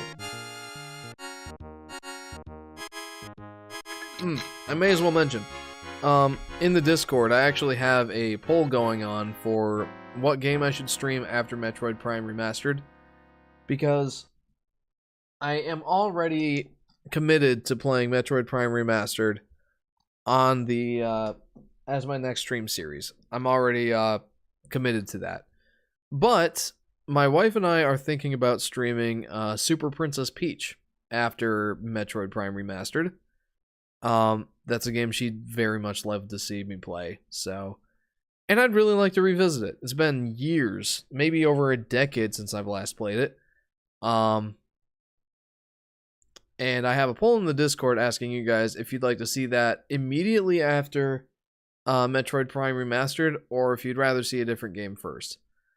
So if you feel like it, go ahead and vote in that poll and let me know what you think. Right now it's a tie. You could be the tiebreaker.